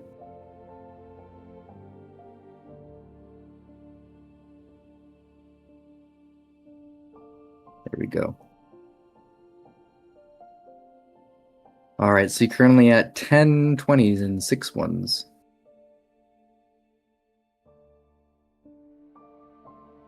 Which is pretty good. All right. So with a 25 and a 24, looking around this space illuminated by torches and lanterns and candlelight, you see at the far end of the room is a vast workbench made out of wood. You can see a lot of different parts wooden parts of puppets, like the wooden puppets that you saw being performed by that lady in the village. All on this table here. Arms, legs, heads, bodies. You see woodworking and whittling tools designed to make these puppets, littered all about the workbench at the end of the room. Of course, you also see a lot of the wood shavings. Throughout this room, you also see a simple living space where there's a nice little chair, a fire pit, and a singular bed, at the foot of which is a chest that is currently closed, and at the head of it, you currently see a shelf containing a bunch of books and other strange things in jars. Like random eyeballs, bits of hair, and of course everyone's favorite, the shrunken heads. But these parts, of course, aren't made out of flesh and bone, they are made out of wood as well.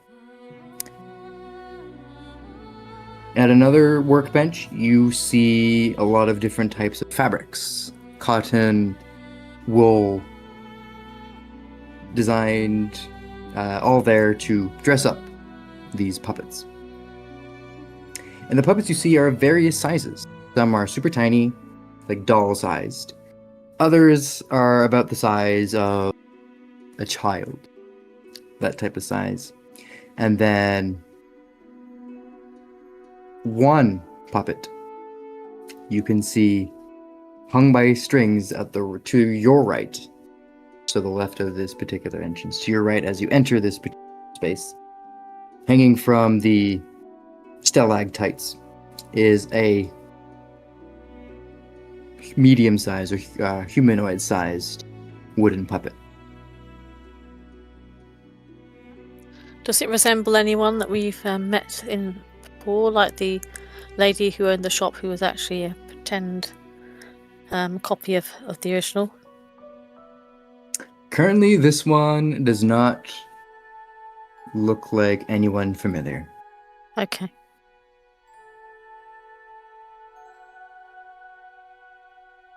Well, I'm officially weirded out.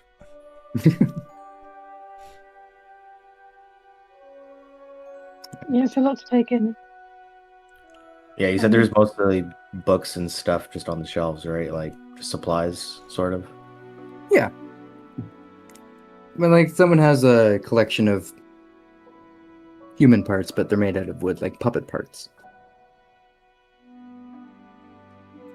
And with your rolls of perception, you can determine that this seems to be the lair of some type of witch or hag. Told you. No Yippee! such thing as... Not. Ooh, I forgot to mention as well, levitating all around this space, ringing at different pitches and frequencies, are a bunch of bells. Some really, really tiny ones, some bigger ones, and some ones that look like they could cover you entirely within their mouth. And we're not seeing the source of all the music at this time. Ah, no, so the music, as you entered this space, thanks for reminding me, you started to hear, added to the other instruments, is a lyre, a lute, and percussion. All playing that same melancholic tune. The viols as well, or they're somewhere else? The viols, yeah, the violins, the viol, the flutes, and lute and percussion is what you can hear now. Yeah, no, this is straight up nightmare fuel here, right? Yeah, this is just creepy AF. Creepy AF.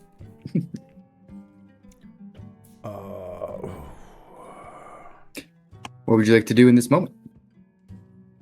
I am going to write the word open on the chest with my quill. Ha ha! All right. So you walk over to the chest at the foot of the bed, and you're going to open it with your quill. Okay. What about the rest of you? I would I need to find it. Hold on. Is it notes? I would be looking around, especially since we're assuming that a hag is probably around here. Looking for any honestly, the Raven Skull kind of, and its Raven Skull cave probably gives away. But if I can see any of the other items that I saw in my vision from forever ago. Right, I gotta remind myself of what you saw. Do you I have have it your right notes? here. Oh, Yeah. thank goodness. The shapes of shadow puppets, hunched figures, a stone obelisk, spider webs between trees, 3 stone tablets, a raven skull, a barnacle encrusted spiral seashell, a handheld mirror. Yeesh. Io just pulled all that out of his butt. It was just random It's a stuff. lot. It's a lot of items. And a toothpick and a belly button lint. I shortened some of them too. All right. So, yeah, some of them were shortened, that's for sure. I need to hit the back button, and I need to open the notes as well. So it was you definitely do not see the barnacle encrusted thing.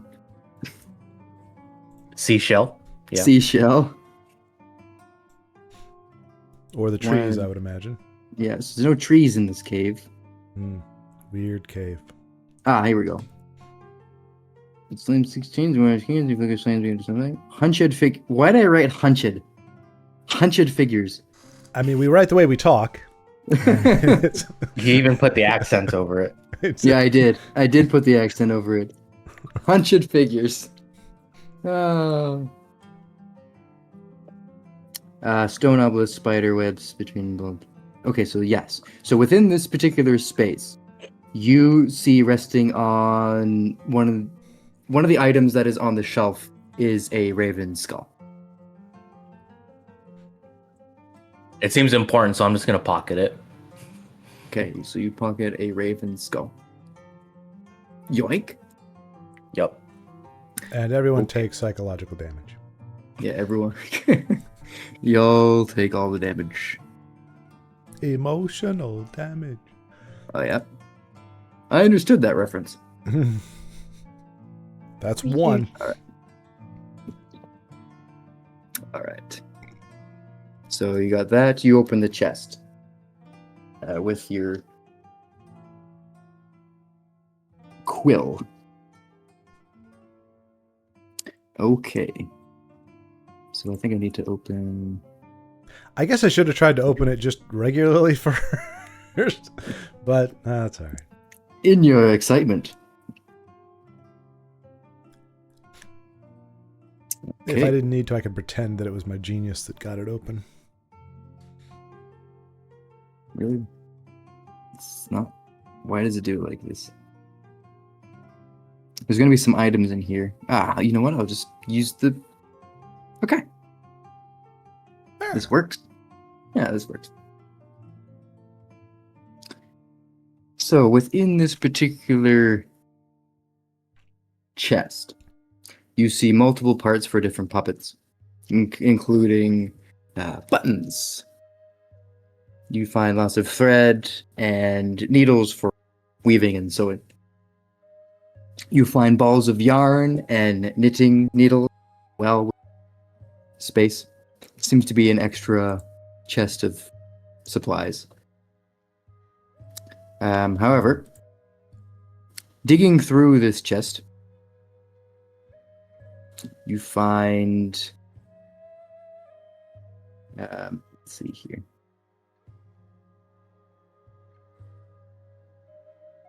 I'm going to find an uncommon item here. Okay. I mean, I would say outside of hags, this would be uncommon pretty much anywhere.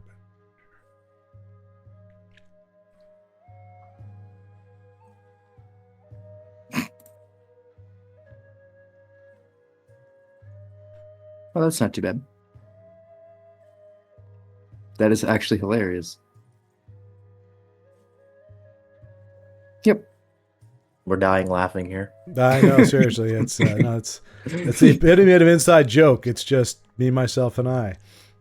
All right, so you reach into this particular chest and you root through all the yarn, and then you find a bag. And within the bag, you reach into the bag and you're like, oh, these are fuzzy things. There might be more balls of yarn in here. You have found a bag of tricks. The exact same thing of what Verdan has. Except, I think Verdan's is a gray? Yeah, mine's gray. Yeah, a gray. You find... Ooh. See here. We're gonna have a zoo army. So you have a gray bag of tricks. You pull out a rust bag of tricks. Rust colored, or it's actually a rusty bag of tricks? Rust colored. Like a dark orange, amber-ish color? Yes. Mm-hmm. Huh. I don't know if that's better, but I'm going to say it is. Ha-ha! Look at my bag of tricks. Oh, no, I got the wrong accent. Look at my... No, it's actually the right accent. Look at my bag of tricks. Lucky Charms, I'd say. Why don't you look at the animals you can summon, or whatever you can pull out of it? Okay, I take out a fuzzy. Oh, you do? Mm-hmm. Okay. Roll a d8. I think that's this one right here, right? Yeah. Ah! It bit you. Tree. All right, so you pull out a mastiff. The hell is that? A Like dog. Okay, hey, that beats the heck out of a squirrel or a chipmunk or whatever it was. Weasels. Weasel, yeah. Behold, my mighty dog. Or what was it called again? A mastiff? A mastiff, yeah. Is that a type of a dog, or that's another name for a dog in general? Yeah, it's a breed. Yeah. Okay. All right. Oh man, it's like a hound, like a boo, one of those slow-looking dogs. Yeah. Like that? Yeah. Man, I thought it was like a Cool dog. All right. I finally got the map pulled up as well, so let me just erase the stuff you have explored. Tibetan. It looks pretty cool. Tibetan? I don't know. I pulled an IO pronunciation there. Tibetan. It's a Tibetan one. Oh my god, there's just nothing but wrinkles. Ah, it's an abomination. Why? Why did I summon this creature? I mean, oh, puppers. Ooh, you're a good little pupper dog.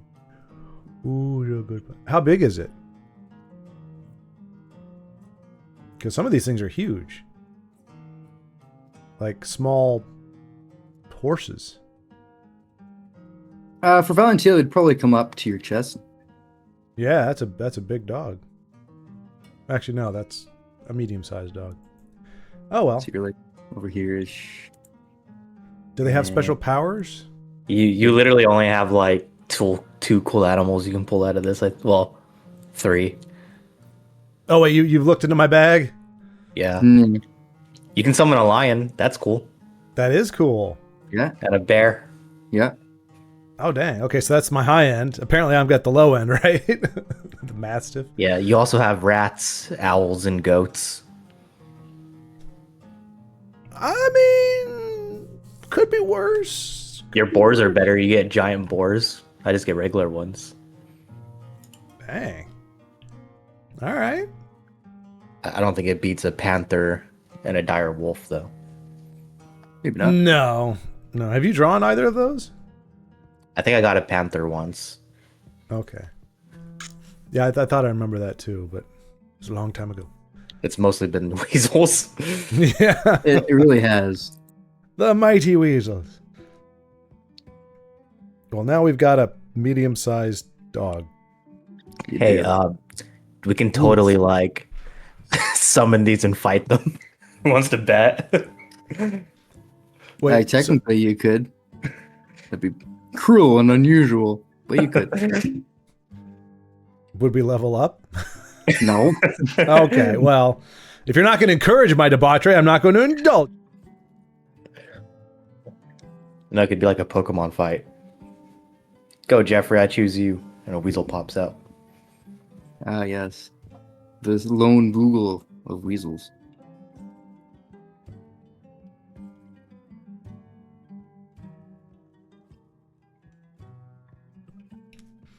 Cool. Oh, I think that's good enough for some decoration in here. Okay, so while that was all happening, what was Tinra and our doing? I was still examining some of the puppets in the hope that I could see a clue or something that we might recognize. Okay, so go ahead and make an investigation check. And Arnu?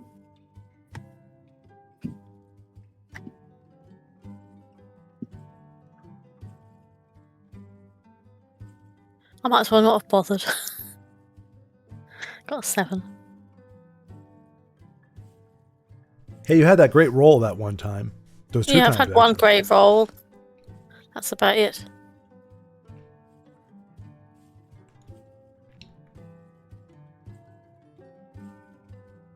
Muted if you're talking. Sorry, I thought, It's a good. yeah, I was. I just realizing I was muted. Yeah, I was sort of looking around to see where the exits are, and maybe how long ago the occupant may have been here, and sort of which way they were maybe came in and out from. Right. Okay. So other than the entrance you just came from, go ahead and make a survival check. Would make the most sense. Who? I knew. Oh.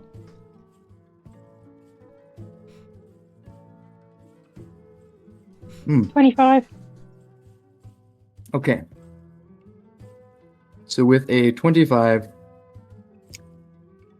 you see that this cavern space is quite large. And that the only other exit you see is kind of way up at the top that you would have to fly to exit from. But you do see, let me see if I can ping that on the map maybe. We'll just say this exit over here Okay. is the one that leads up and out. So maybe I can draw an arrow.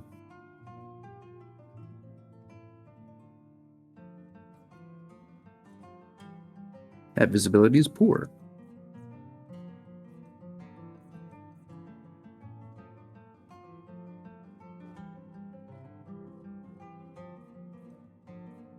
I have immaculate drawing skills.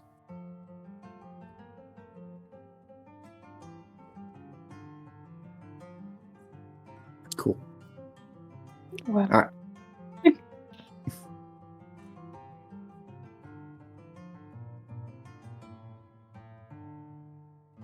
So you do see another way out, but the only other way is behind you or up.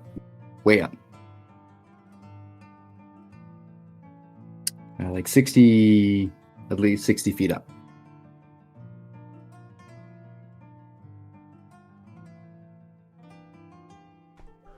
What is The the other- white thing? An arrow pointing up. Oh! Oh, that's very It's above abstract. I us. like it. Okay. Well, excuse me, I'll do it less abstract. That's right. Other than the entrance we came from, did we detect any other paths other than what led into this room? No, it seems to be this is the only here. I'm just using this because it's the only one I kind of had. So the whole darkened part of the map doesn't exist.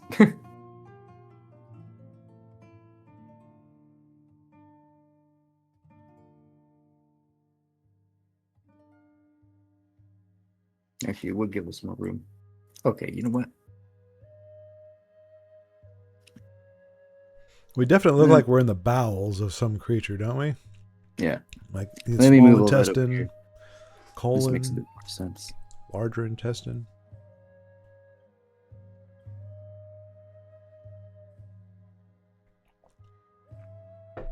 All right. I like this a bit better.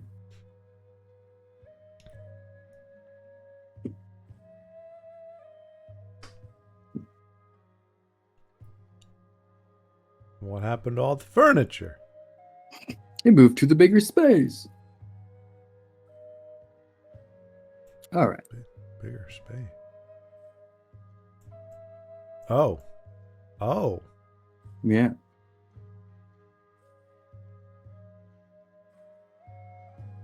Looks like a Skyrim dungeon now, like a proper one. This is a bandit cave. There we go. Skyrim dungeons suck. Yeah. Well, They can. The aesthetics are kind of cool. You know, it's usually got some nice running water and. So you're over Trees. there. Yeah, lots of trees. Hmm.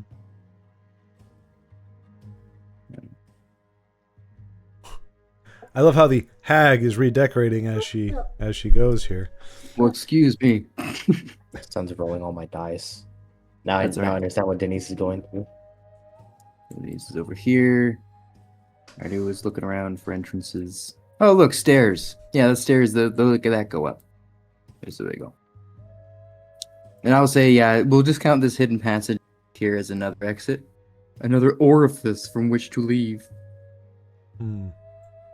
That leads back. Is that one on the ground? It's on the Or- ground. Or Yeah, high up? Oh. yeah, it's a narrow passage. You'd have to squeeze Very through narrow. with an athletics check. Don't want to know which orifice that is. I'm telling you, if we went in the mouth, there's only one thing that could be. Damned if I'm leaving that way. All right, and with that 7 on investigation from earlier, you don't recognize anyone on table around the other workshop area, Tidra. But you do notice in amidst the wooden dolls, there is also just a regular crocheted doll. Is it male or female, or is it not clear?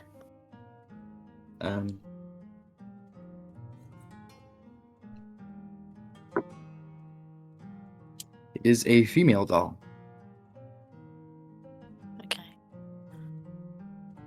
I wonder why it's different from the others then.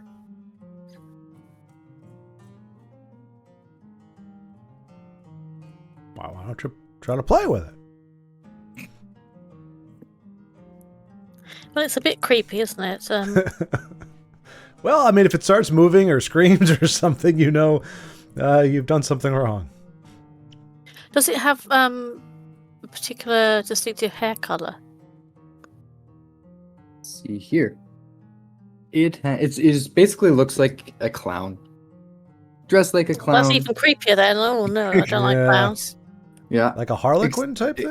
Except without the makeup on the face, but very colorful attire with a very large, whatever the thing is A called, frill. A frill. around the neck. It's kind of like a bow Noose. tie, but not. And then it has very frizzy pink hair. Oh. Frizzy Maybe it's, pink hair. Maybe it represents the hag as it's different from the other ones. Hmm.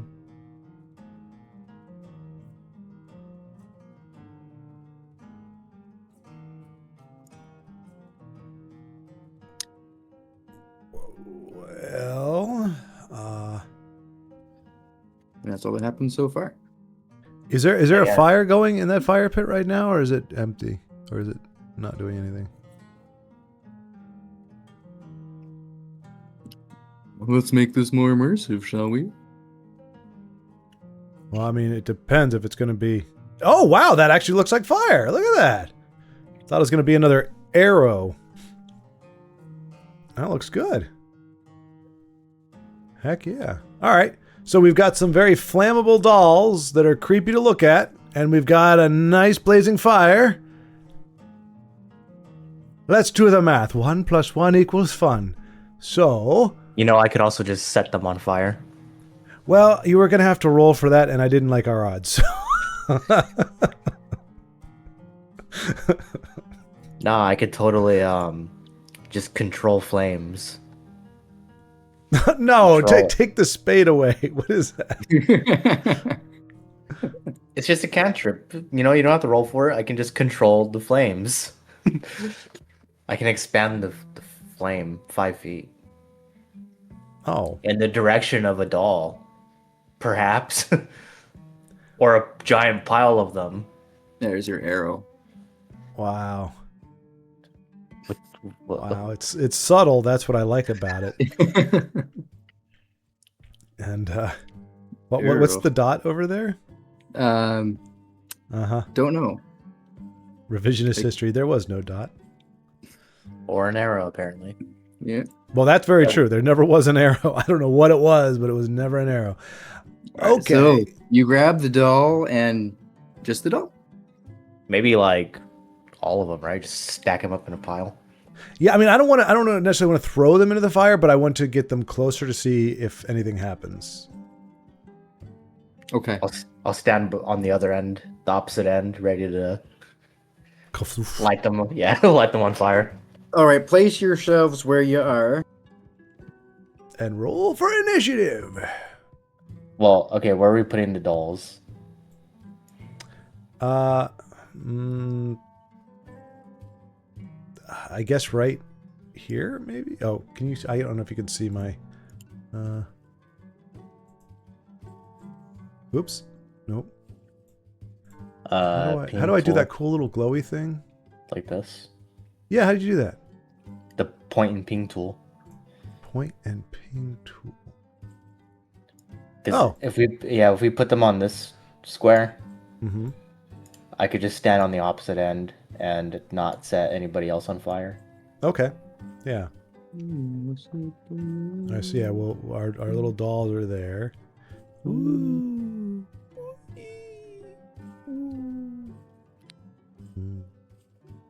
Feels like the dolls are important. So what if we just destroyed them? All right. Well, I mean, if one of them's alive or is some kind of... Whoa! Oh, he just vanished.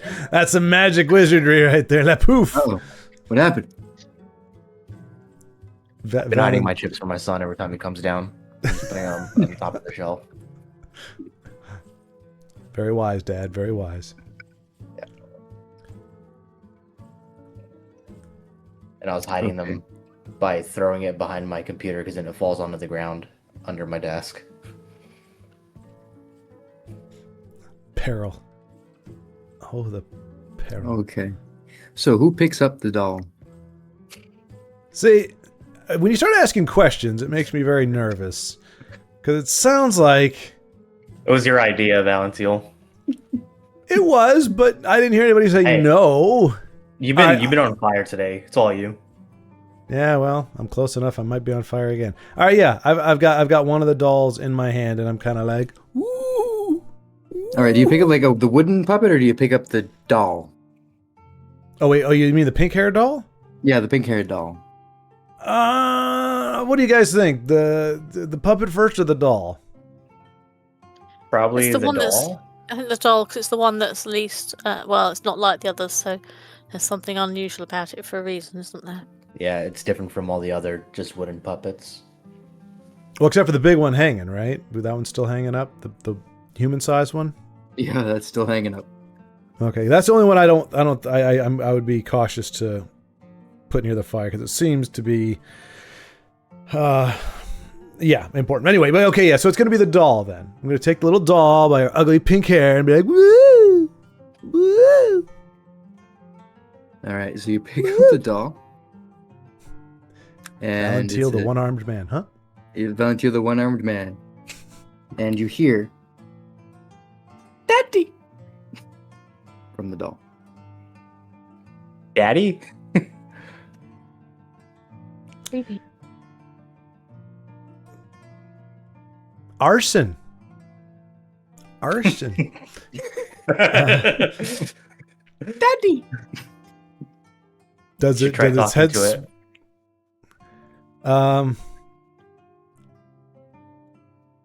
Hello. Daddy. You're going to need to expand your vocabulary. I'm going to throw you into the fire. Do you understand what that means? Daddy.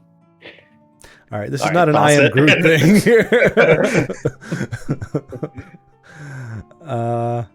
I'm hungry.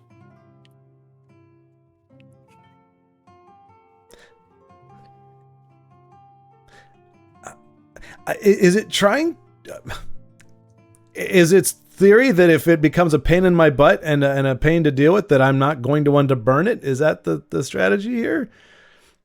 Give me food. I'm hungry. That just makes it more inclined to. What do you guys think? Should we throw it in the fire? Why don't you ask it what food it wants? Because it might be a clue or something. Oh, I guarantee you, I know what it wants.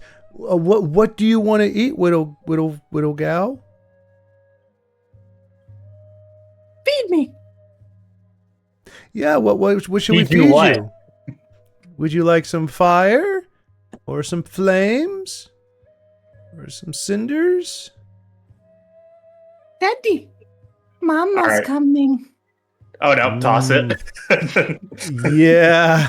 Toss it in the fire. Nope. All right. Yeah, it's getting a bit too creepy. I think let's just get rid of it. All right. so Well, that- heck, if we got Tinra saying burn it, then into the fire it goes. Okay. So as you go to place this doll or toss this doll into the fire, you hear the sound of an old lady singing and humming from about the top of the cavern. I'm just kidding, that's not what happened. She sounds like a 747 coming in for a landing. Goes flying down, singing a tune. Moves the table by. Well, I was gonna say, does she look like a table or a carpet with a plant on it? Like, ooh, my, I didn't expect to have guests today. What you doing over there with my dolly friend? And you see descending and landing on beside you.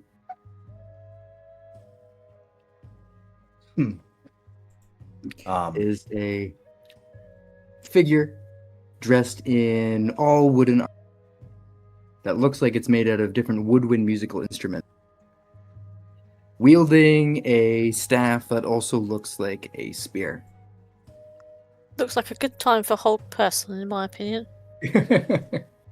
Like, look at what? A good time for a whole person before she starts waving that around. Yeah. Casually, give her some room. Oh, while she you big lands. chicken! lands, I can maneuver flames. How about you kick them off to the right there? Yes, and you can see as the figure descends from the top of the cavern, looks like the person that you saw in the market square, long blonde hair, young, a very beautiful looking young lady. But as The one with the one with the puppet show. the one with the puppet show, but as she steps off her spear staff, you see this older looking woman before you, standing before you, wearing that armor and wielding that. So you still have the doll over top of the flames? Mm-hmm. If you're nice to her, you can keep her later if you survive this. She wants me to ask. I'm not inclined to ask, but I'm going to do it anyway, just for the fun of it. Survive what? Well, you've intruded upon my home uninvited. I can't have that, you know. She looks around at all of you. Strapping redhead. Very tall aloof. Well, we got a nice night elf over here. Oh, you're kind of old. Must be older than I am, eh? You all would make such pretty puppets. And I need everyone to roll initiative. I'm gonna roll the physical dice on this one. This is what's been on fire. Oh, nice. Oh my god. 22. So 4. Oh, jeez. All right, well, 22 for Valentine. I'm going to have to figure out what I'm going to do here. I got 18. I thought I was doing well until I heard what you guys had got. 18 is good. Okay. Well, Verdan got 2 or 4, right? Yeah, with my +2, it's a 4. Yeah, that's... 20. I go last. Was that a 4? Mm-hmm. Okay, Valentine? 22. 22. And sorry, Tinra was 19. 19. Because I had +2 on it, didn't I? When I was looking, I think I said 19. So I'm getting a bit sleepy. Yeah, I think That's all right. +2. It's all good. Okay. There we go. Okay, so we're all standing by the fire in the middle of this room. And Valentine, you're still holding the doll, but you're actually up first. You're the first act.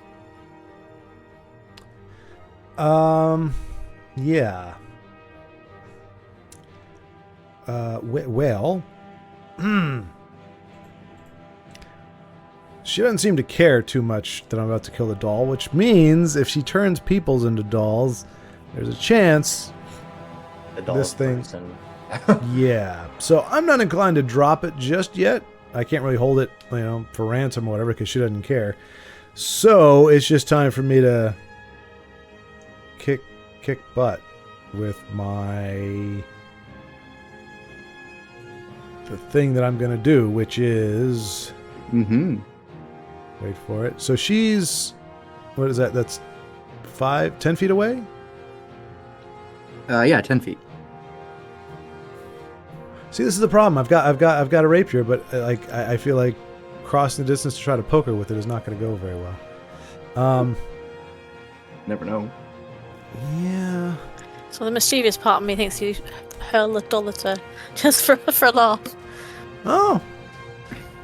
Yeah. Might unsettle her. All right. Would that be an action to chuck the doll at her?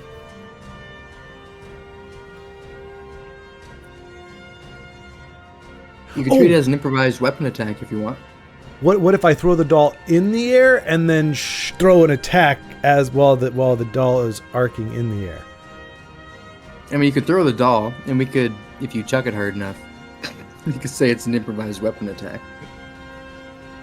Really? Like that the doll would actually do... It would be funny. Yeah, it would. It wouldn't be very much damage. No, but it'd be comedy effect. Plus, it might distract her from muttering a spell. All right, sure. I turn this into an improvised weapon. Okay. So let's see here. Improvised weapon attack. That is a specific thing. I think it's a... Oh boy, I don't think you add your proficiency bonus to this attack. Remember correctly. I don't know why I've become quite adept at throwing dolls, but whatever. Improvised weapons. So you don't add your proficiency bonus. Okay.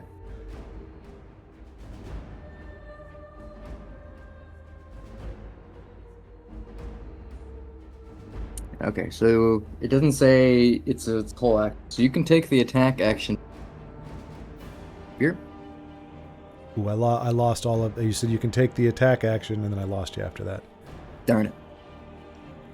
You can take the attack action, throw the doll, and then attack with your rapier. I like that. So the doll would be to hit just your dexterity, which will just be a +4 to hit, and then your rapier will be your normal plus. I don't think you have your rapier equipped. I do, don't I? I have to have it. It's in blue. My ignium rapier. Oh, it is. Yeah. Oh, so there it's it is. plus- It's a plus +7 7. for both. Yeah. Okay, so the first one gets a +4. The doll gets Yeah. a +4. Yeah. That's 24. So not Okay. 20. Oh, you actually crit, so that's going to be... One shot kill with the doll. it's going to be 4 plus 1d4. 4 plus 1d4. Okay. Because normally it'd be 1d4 damage. That's 3. All right, so 7 damage from the doll as it hits her face or something like that. Nice.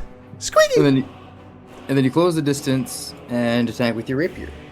I'm just gonna shout, "Good shot!" By the way, just Thank you. She goes, So that's a 19. yep, 19 will hit. Okay, and that is a 1d8 plus 4. 1d8. Yeah. That's a 5. 5 total, okay. All right, so you deal some damage. But you notice that her armor is quite thick and quite strong, so it's hard to get a full hit in with your weapons. Boy, it would suck if this very wooden armor happened to meet against a fiery blast of some kind, I say as I poke her. Okay. What repartee? All right, Arnu, you are up.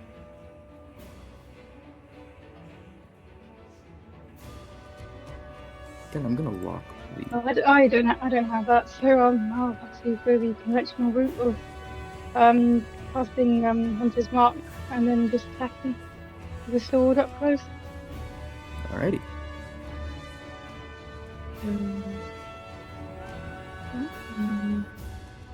Yep. So you can make 2 attacks with your moon scimitar. Yep. What's that? 11. 17. Yeah, 17 will hit. And for the second attack,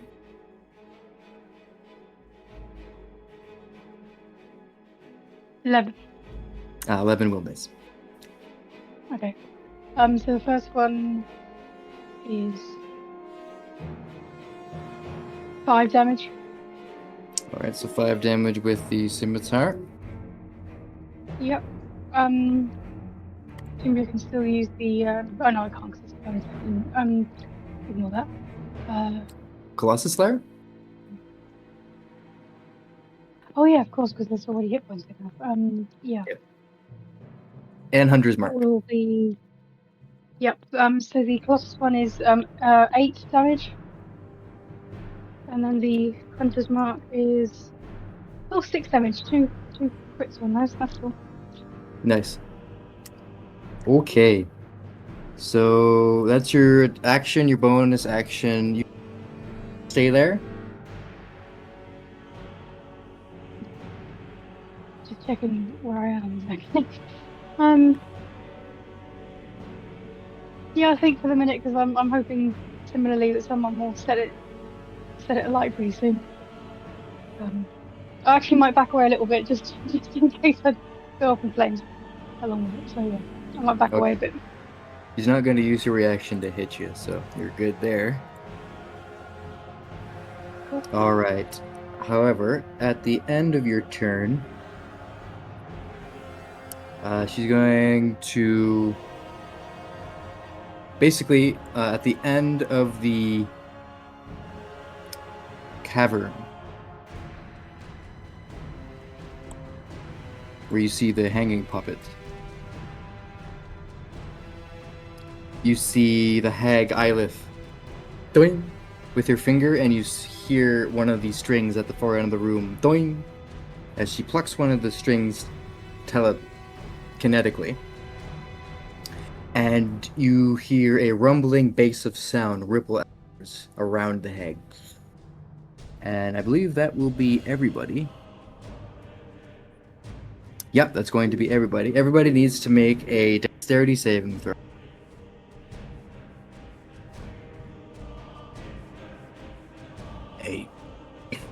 Terrific. Yep, that's 6. 25. Yep.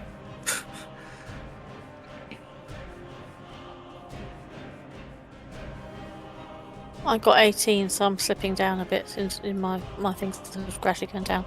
That's okay. That good 18 is good. So yes, 18 is good. So the DC was 15.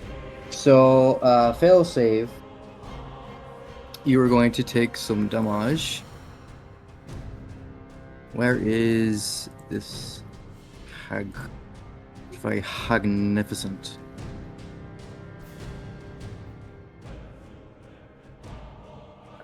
Oops, that's the wrong one. So you are going to take... Oh, jeez.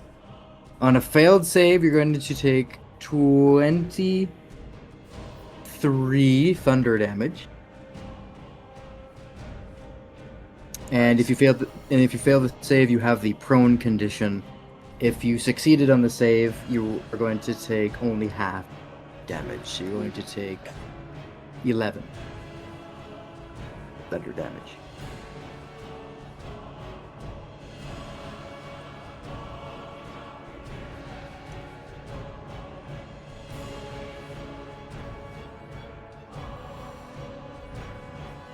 Is anyone in single figures yet, or are we still okay? Oh yeah, I'm at 9. Ooh.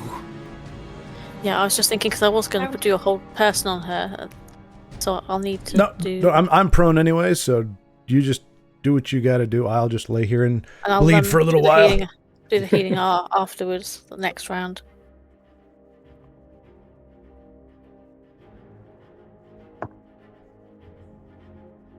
Okay, so that is her villain action at the end of our news turn. Then it's Tinra's turn. Yeah, so I'm casting hold person. I'm just going to take that off my thing now. Okay.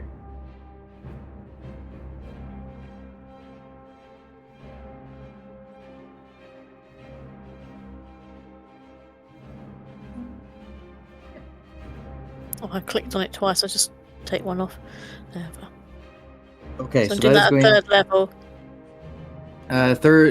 Second level. Third level will just be to upcast it to target another person. So it just needs to be second level.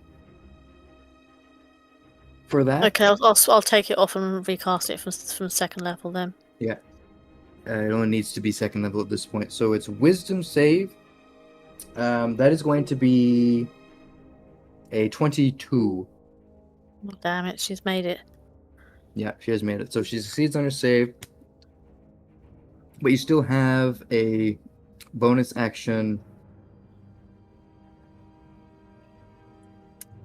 And your movement.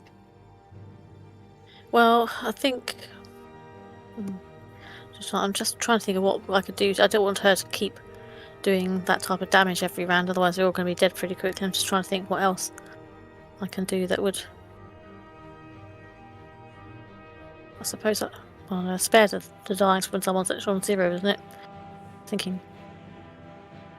Yeah, when they're at 0, yeah. But if say Valentine goes...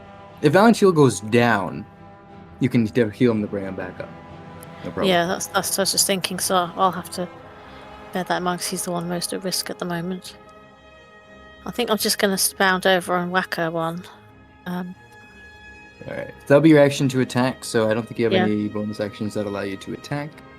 Okay. So it would be... Let's see, what even bonus actions do you have, just for the future reference? Would it be... Spiritual weapon. That's it. I could do that, but then I've got to focus on it, haven't I? Yeah, and you already cast a spell. Yeah, I've so already cast a spell, so I think I just have to move.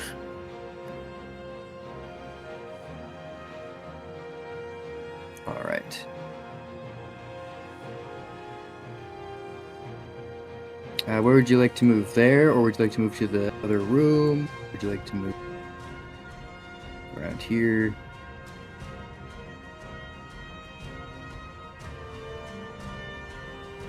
Would you like to increase distance? Or I want decrease? I'd rather attack her to be blunt. We've got to take her down. So if the whole person doesn't work, so I'm just going to try and attack her.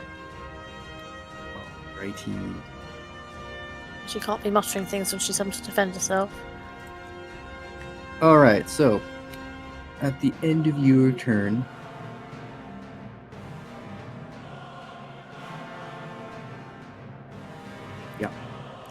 you see her doing pluck another string from her puppet, and so that's this entire room again. So it's a distant storm of sound. I need everyone to make a wisdom saving. Don't fail me now. 25, natural 20. Nice. It rolled off her. 7. Uh-huh. So mine was 15 plus 4, that's 19. Yes. So the DC was 50. 4. So if you fail the save, oh boy. You might be there. Yeah. If you fail the save,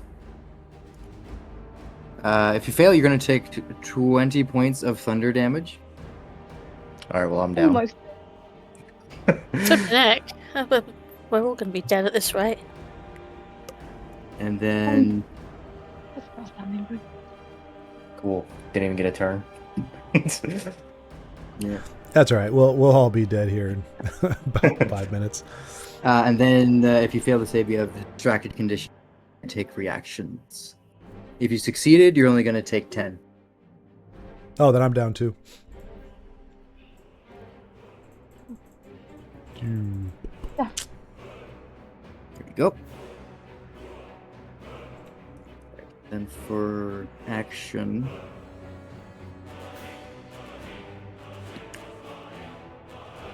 all right. So Tinra is there, standing very close.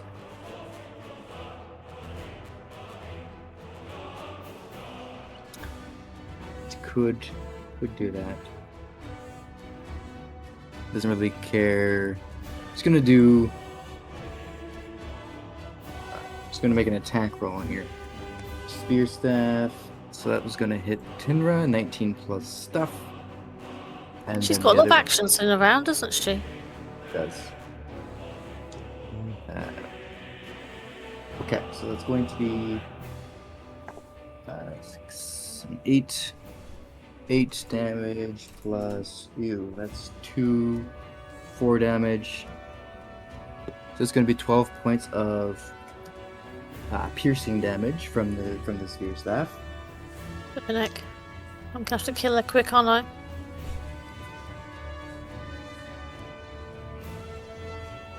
And you're going to take 4 points of thunder damage from this. And that's your action. On top of that, I've just taken 12 off. I thought I'd take. Yeah. How come there's more than I thought I'd already taken off the thunder damage. Is that on top of? That's the your thunder damage? staff. Your staff deals extra thunder damage. So that's her action. That's her villain action. That's her entire turn. Flipping heck, that's Yeah. ridiculous. And you succeeded on the save, so she knows that you can take a reaction to hit. So she's gonna risk it. Gonna walk over here. Sorry, I'm a bit confused now. You said I can hit her again, try and hit her now, or not? You can if you want, yeah. Well, let's hope for a good one. I'm a bit annoyed about that. That's 18. Do I have any pluses on that? Oh yeah, that's gonna hit for sure. So yeah, roll your damage. I'm just trying to think. 1d8 plus 4. Yeah. Please can I have something decent? That's 6, 7, 8, 9, 10. 10 more damage. Blam. I suppose she's not even looking remotely sorry for herself, is she? Not just yet. Okay. Right. So now it is. Oh, I need a death saving throw from Verdun. How does that work again? What is D20. it?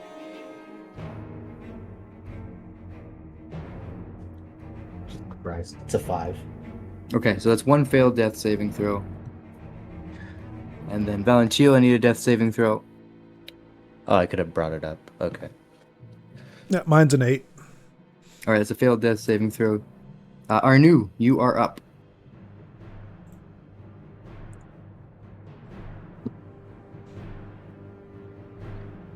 I don't think I have any potions of healing or anything on me.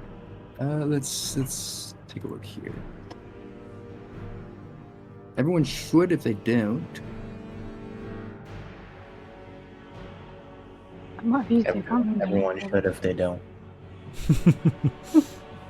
He's not wrong. And well, I thought I gave everyone potions of healing a while ago. Yeah, I think we had bought quite a few. Clearly, they were very helpful. Yeah, if I had a chance to drink them. They don't really account for getting one-shotted. Yeah. Do I assume I have one or just not? Well, let's just take a look here. Ooh, you do have a healer's kit.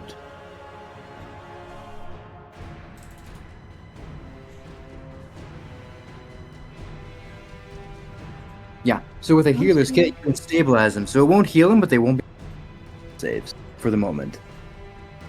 About what? Okay. Won't have to do more death saves.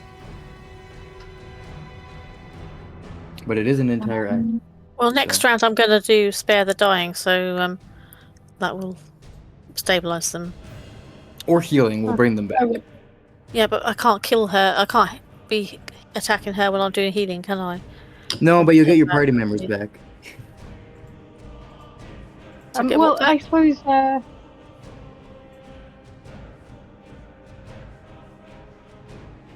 I will just Okay, well. Oops. Taking the risk then, because I suppose someone's got to keep fighting. I guess whilst the healing's going on. I will try to hit her and hope I don't die. So yeah, Okay. all right. Okay, so first one is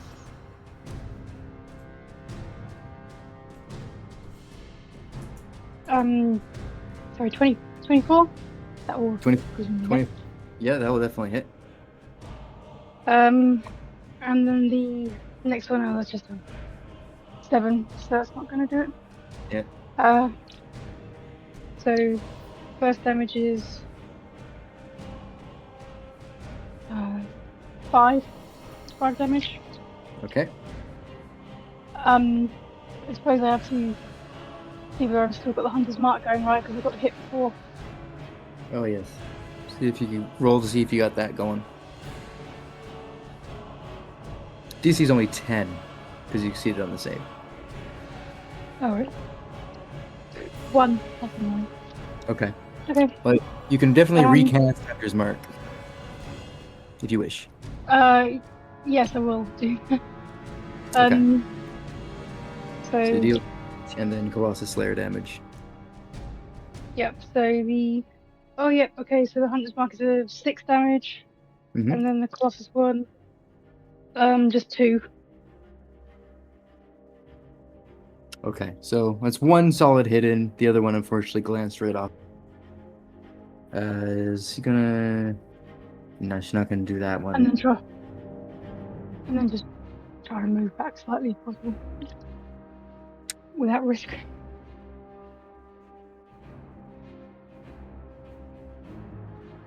Do you want to use your reaction for that? No, she does not. So yeah, you can get back there. She's not going to use that action. And yeah, cool. Alrighty. Tinrad, is your turn. Well, I'd better start with Spare the Dying so that the others are stable. You can do that, or you can just straight up heal if you want. Because that I also can't heal takes... them both at the same time, can I? That's the thing. Unless I do my, I think I do have something where I can split hit points between people, can't I? Yes. So that would be your Channel Divinity Preserve. Yeah, just having a look. It's under features and traits, isn't it? It's Okay, under I'll have to do. actions. It's under actions. It's under limited use. So if you click that, technically you can do this twice per day, if you want to. Yeah, I don't think I've got much choice in the matter. I'm going to have to cast that. Otherwise, they're stuffed, aren't they? Really? And I think your feature is, I think it's a spell, yeah. So this won't heal you unless you choose to do a little bit. But you can split up 30 hit points. So you can do 10, 5, and 5 if you want to. Yeah. So you cut out there. So, but I was just looking. It says 30. So I can split that. Can I split that between all of us and just maybe give the others like 10 each, and then myself and Anu has 5 each? Yeah, absolutely. Yeah, okay, so I'll do that. Just gonna put 5 in to get my hit points up a bit. All right, and everyone Thank can you. heal 10 hit points. Except Arnu, you can heal 5. Anu's 5 like myself. Yeah. And that, so I think that kind of stabilizes people. Yes, they're back with their full faculties. Until she you, attacks again, and then we're down again. Well, I'm in 2 months about whether to try and cast Hold Person again, see if she might get a bad save. I just think because we need to buy some time. It's a bit of a gamble though. She might have high wisdom, so. Your inference is correct. Yes, she does have high wisdom. I think I'm probably going to just do it the old-fashioned way and beat her up, basically. Alright, well, since you didn't cast a spell, if you want to use your bonus action to cast Spiritual Weapon, you may. I might as well do. I'm just going to cast that now, and that's, what's it, D8? If I hit, it's D8 plus 4, so. Yeah. 14. I don't think that's probably going to be good enough. Do I have any. Hang on, I haven't had a check if there's any pluses on that. So that's 14 plus 7, so that's 21. That should do it, shouldn't it? Yeah, 21 definitely hits. So roll that damage. Come on. Oh, I actually got an 8, and plus 4, so that's 9, 10, 11, 12 damage. Yep. Take that, hack! I hope you're looking a bit sorry for yourself now, hack. How dare you beat up my friend's hack? Just gonna rant. almost bloodied. Almost there. Blimey neck. I hope she's got some good loot on her if we manage to survive this by some miracle. Yeah. Hold on, I gotta check something here. I think it's accounting for your weapon. Damage bonus. Cool. There we go. Alright. Pretty good turn at the end of. Can I also move away from the bloomin' spear thing that she's got so I don't take any more damage? Because I think I'll go down if I take any more. Sure, yeah, you can move. You can move like back here if you want. Because then she won't be able to get to you. Yeah, I think I need to move back a bit. Alright. So, what does she do on her turn? Now, you want to go here or you want it to like spread out?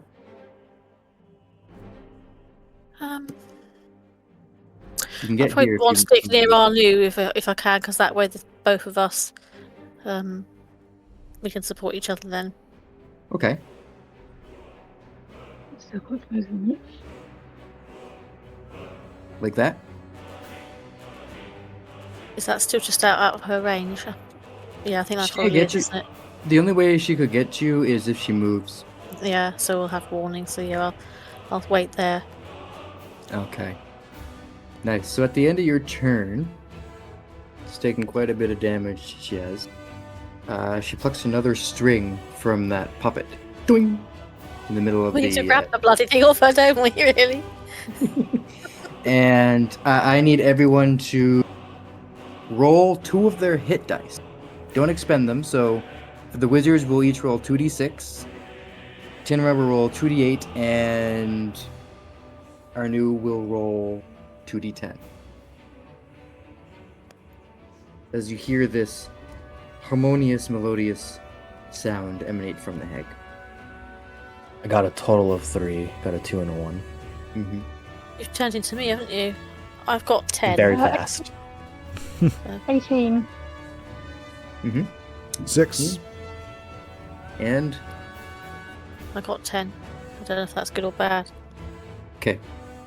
And you see that swirling energy, and her skin seems to glow a little bit for a moment as she Like fairy fire type thing.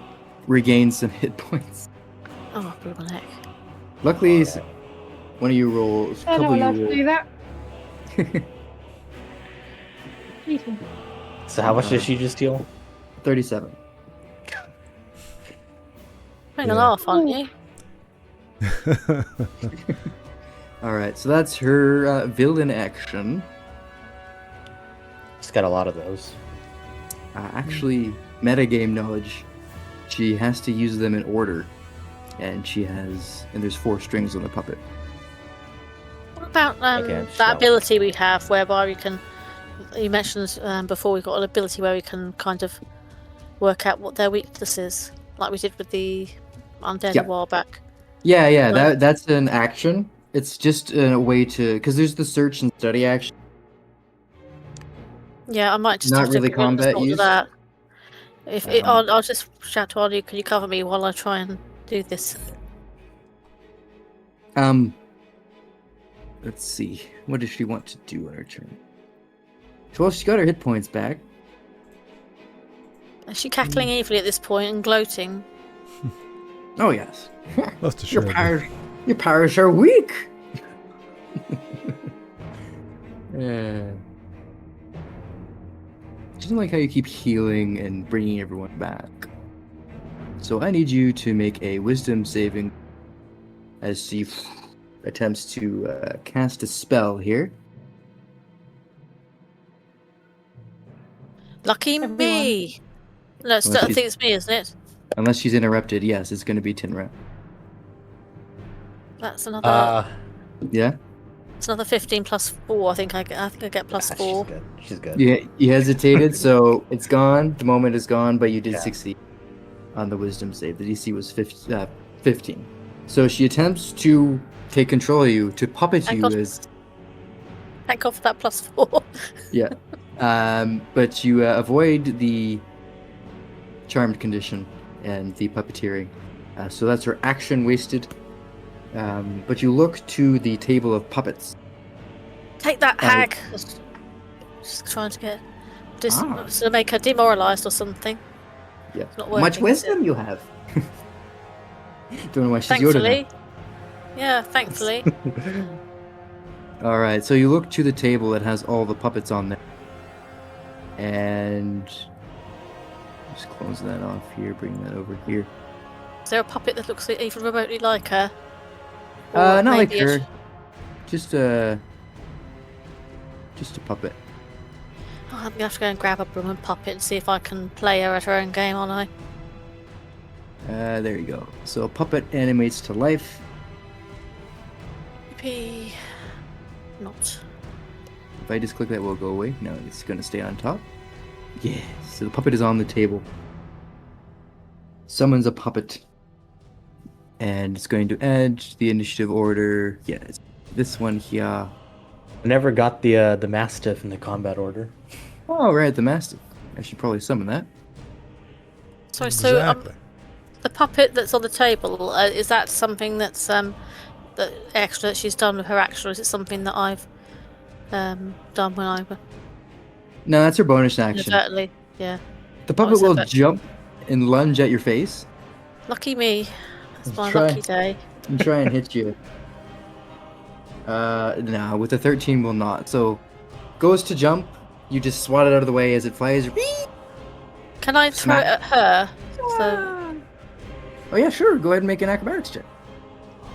okay, what's my acrobatics? Do I get any pluses on that? +2.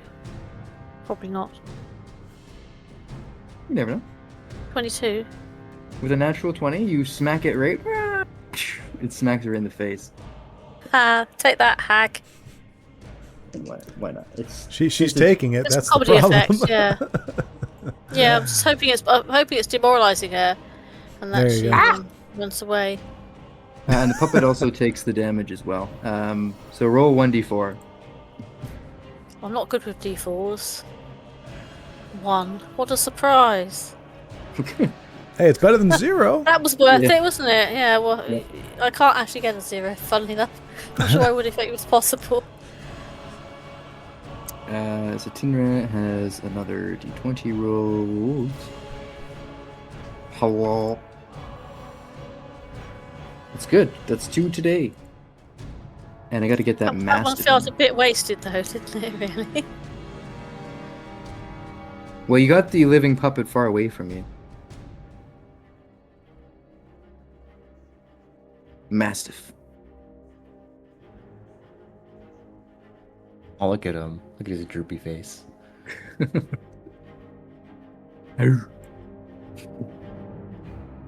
And yeah, go ahead and make an attack with the Mastiff now since I forgot about it. Actually, no, that's me. I have to make an attack with it. What am I even saying? Add to combat order. Yes. Add. Mastiff. Sure, can go there. Oh, +3 to hit. Wow. You suck. Especially with a 3 on the dice. Yeah, your Mastiff sucks, Valentine. He's gone.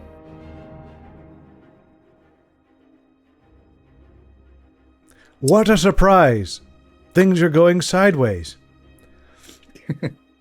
So that is the action, bonus action. Ooh. Okay, so it's not. I can't do that yet. So, Verdan, it is your turn.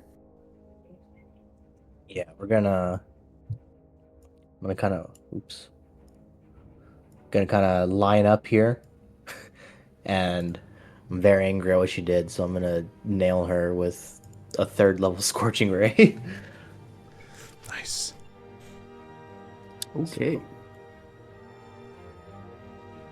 So, got an 18 on the first one, Nice. a 10 on the second one, 10 will miss.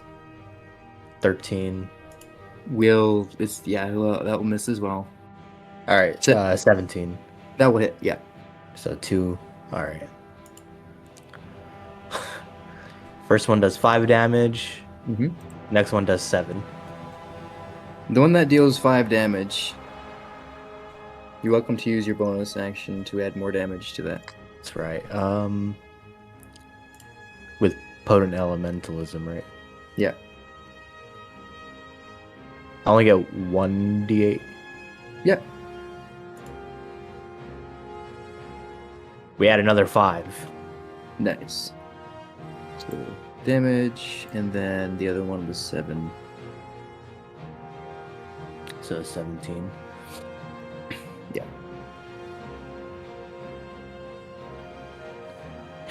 And then after that, I'm gonna run back over here to out of her sight. Because I only have 10 health. Alrighty. You still have a healing potion, so you can. Oh, you already used. Well, you can drink it as a potion on your turn. Okay, top it around. We go back to Valen, who is not updating hit points. That is fine. I did. I had it at 10. Yeah. Give me a sec here.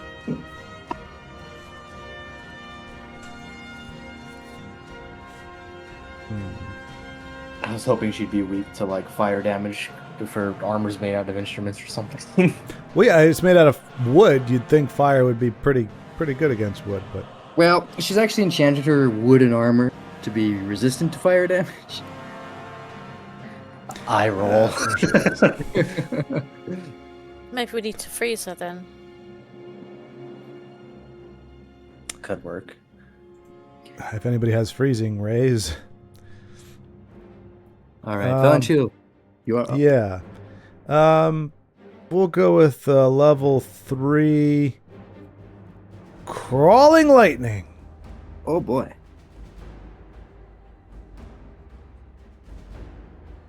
Well, wait a minute.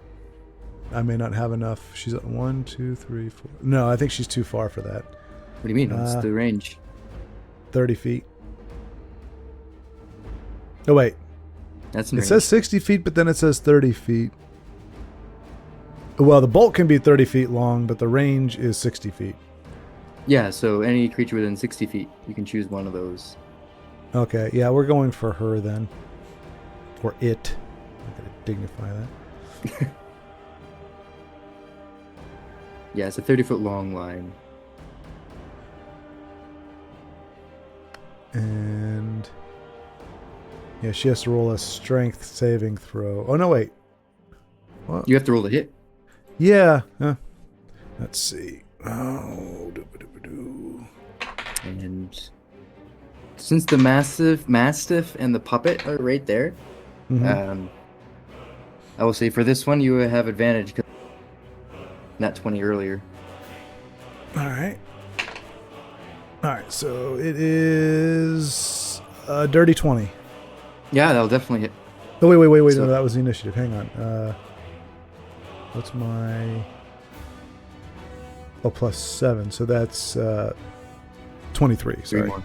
23, much better, but still definitely hits. So that's going to be 3d8 lightning damage. All right. So, D8. You are right. Yeah. 1, 8. 8. Mm. 8. Wow. Triple eights. Wish I could roll like that. So do I. That was... Wow, okay. Guzz. 6 tons of lightning damage. Didn't expect that. She didn't.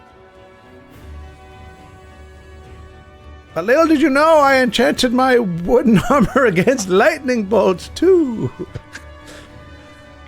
But the whole point of crawling lightning is that I'll be able to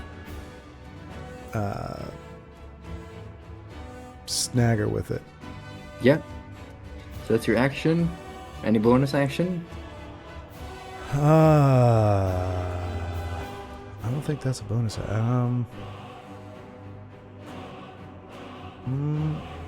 No, No, I think I'm okay. Okay. All right. Okay, so at the end of your turn, you pluck one more string. Doing. And yeah, you're in range. So is the mastiff. Okay. I need everyone to make an intelligence saving, please. The one time you can't fail, Verdan. Come on. Right. Yeah. Okay, 21. Yeah. Where's my... 11. Okay. 23. 23 succeeds, 11 does not.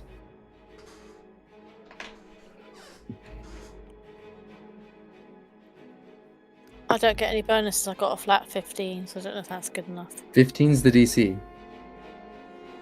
So you succeed. I think the only one who fails is Arnu. So that's going to be 8.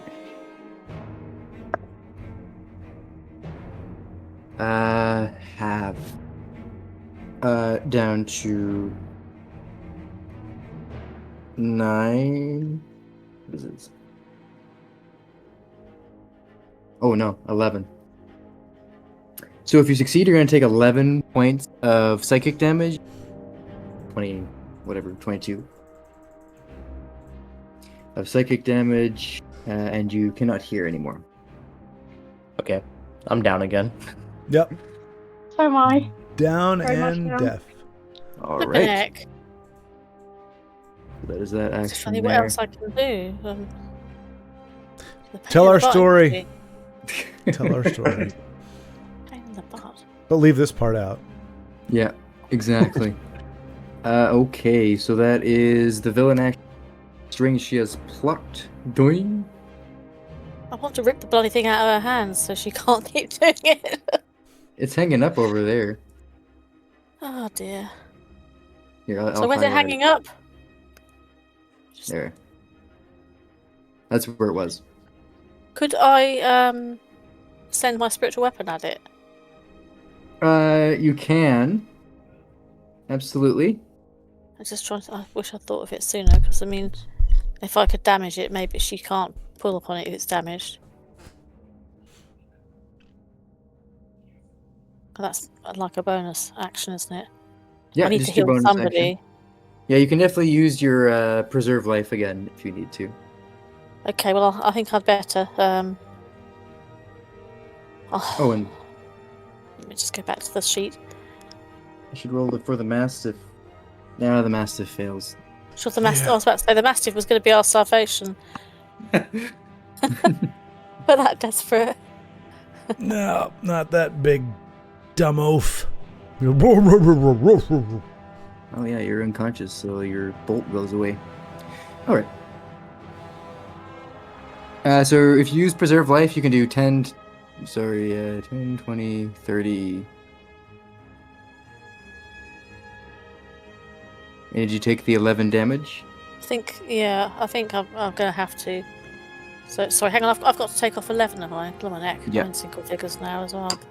So, okay. So I'll have to do the preserve life, and I'm just trying to think where. Because that was under traits, wasn't it? Yeah, if you do 7 Or another each. action, wasn't it? You could do 7 Yeah, I think. for most. Yeah, I think we all need to split it fairly evenly, because I'm going to be down next round as well. So So you could do 8 to 3 of them, and then 6 to yourself if you want.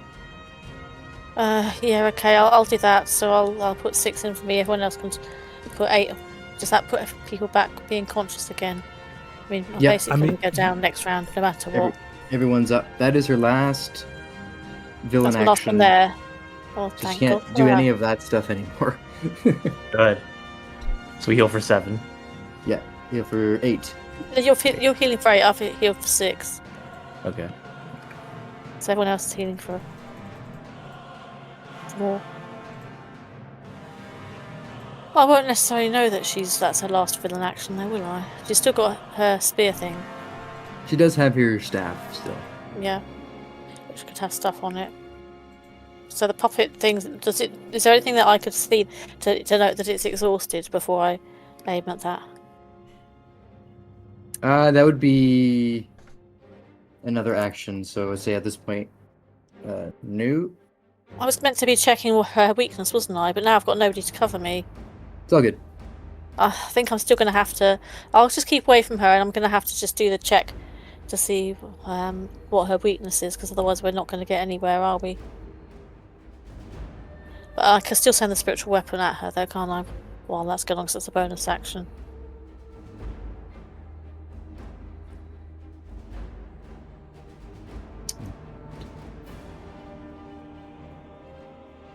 Yeah, so you can use a spiritual weapon on the puppet or the hag.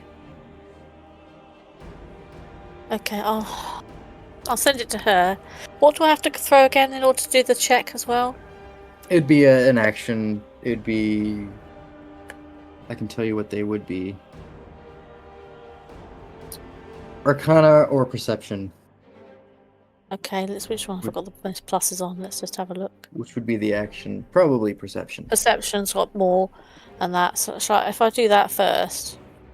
But that would be your action next time if you want to do that. So you used your preserve life action. Everyone's back. You still have your bonus action to swing your spiritual weapon. I'll just do the spiritual weapon. Well, I got a 16 on that plus 2. That's 18. Is it? Oh yeah, I keep forgetting it's spiritual weapon. I'm doing myself out of this, aren't I?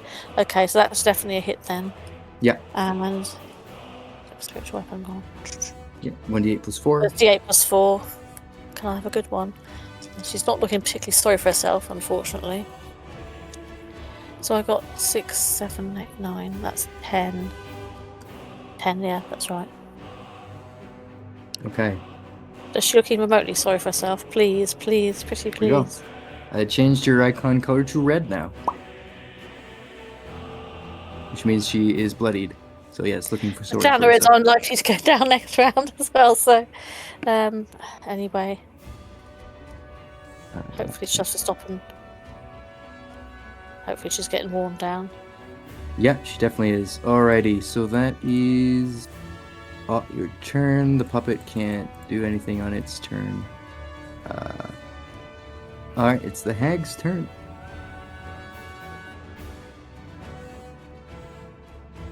Hopefully she's suitably demoralised by now. You are very irksome. She's going to make 2 attacks. That's not going to hit.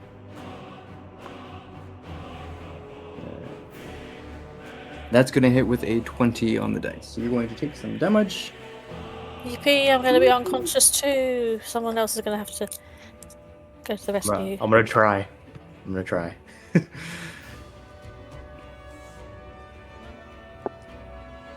Do I remember wrongly? Did one of you have Cone of Cold or not? I do, yeah. Oh, I'm looking at the wrong thing. On my staff, I do. But I don't think I have enough movement to get it in a way that I cannot hit you guys. Yeah, that's the trouble. I'm going to use my new spell. Hopefully it works. Yeah, I'm expecting to be unconscious now, so I've not got many hit points left. You're going to take 12 points of radiant damage.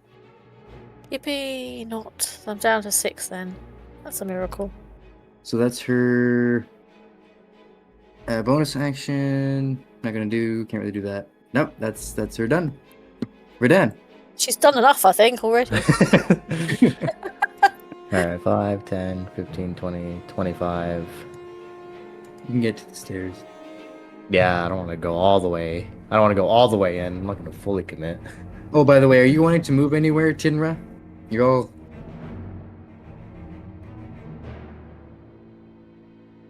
Or would you like to stay grouped up at that entrance area there? I think I better retreat back because I've got to get out of range of her weapon. Otherwise, I'm definitely going unconscious next round. So I'm just going to have to move as far back as I can.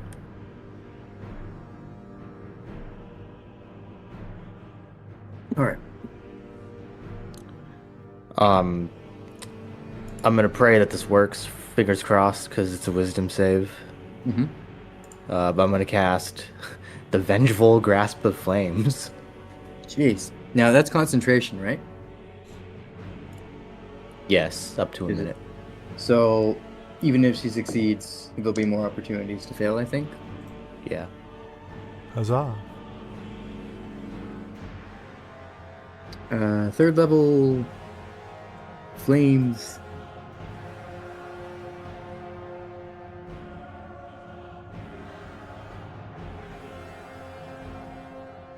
Ends their turn in the area. And when it appears.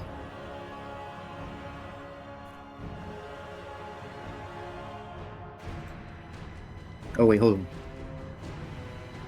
Starts their turn, just takes damage, and at the end of the turn, if they fail to save, they take psychic damage. So, right now it doesn't do anything technically. Yeah, but she's trapped in it. Yeah.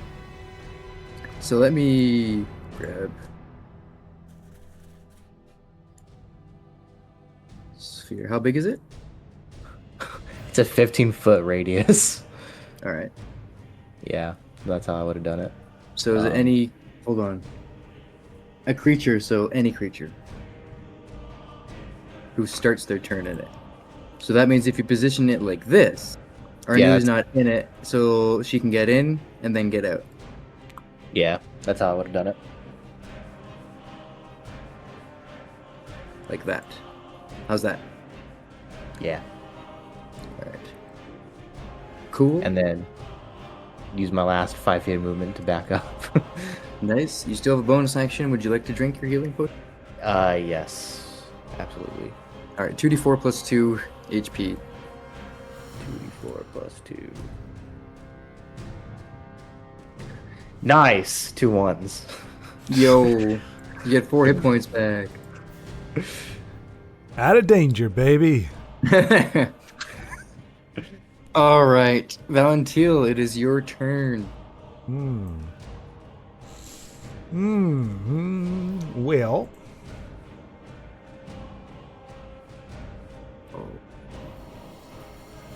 I'll initiate Dance of Blades. Okay. Yeah.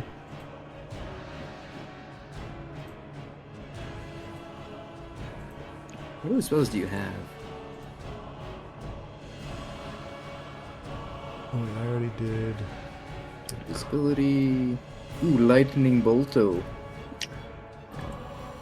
That does a lot of damage. What else you got? Dance of Blades, Crawling Lightning, Visibility, Missile. Yeah. So you're going with Dance of Blades? Yeah. Alright.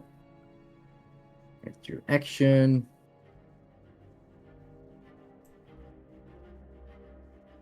Yep, mark that off. And you still have a bonus action.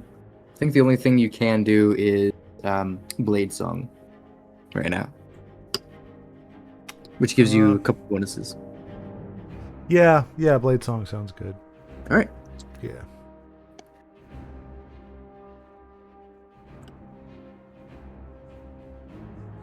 Yeah. Cool. All right, so it's a bonus to your AC equal to 4.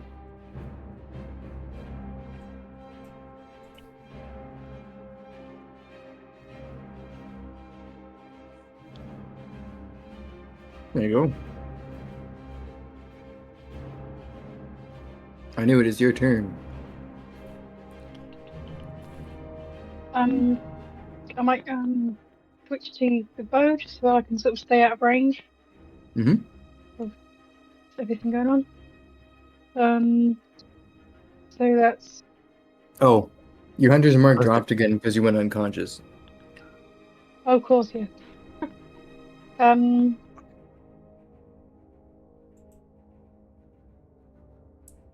Keep forgetting about that situation.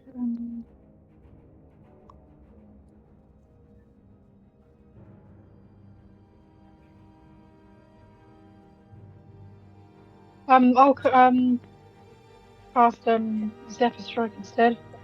Okay. Then as a sort of bonus one. Right, so 2 bow attacks. So the first one is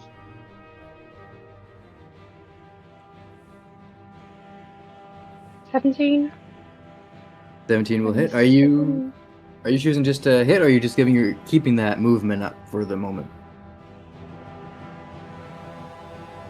Because the spell gives you extra movement that doesn't provoke opportunity attacks, but once, and then the spell ends, you can give yourself advantage on the attack roll that gives you damage. Yeah, does it work and sort of can I give do I have to decide to use advantage on a roll before I roll it, or Yeah. can I do that if I Yeah, so the first failed? one will hit, though, because it is 17. Yeah, because on the second one I rolled a 4, so I can. So can I roll that one again then?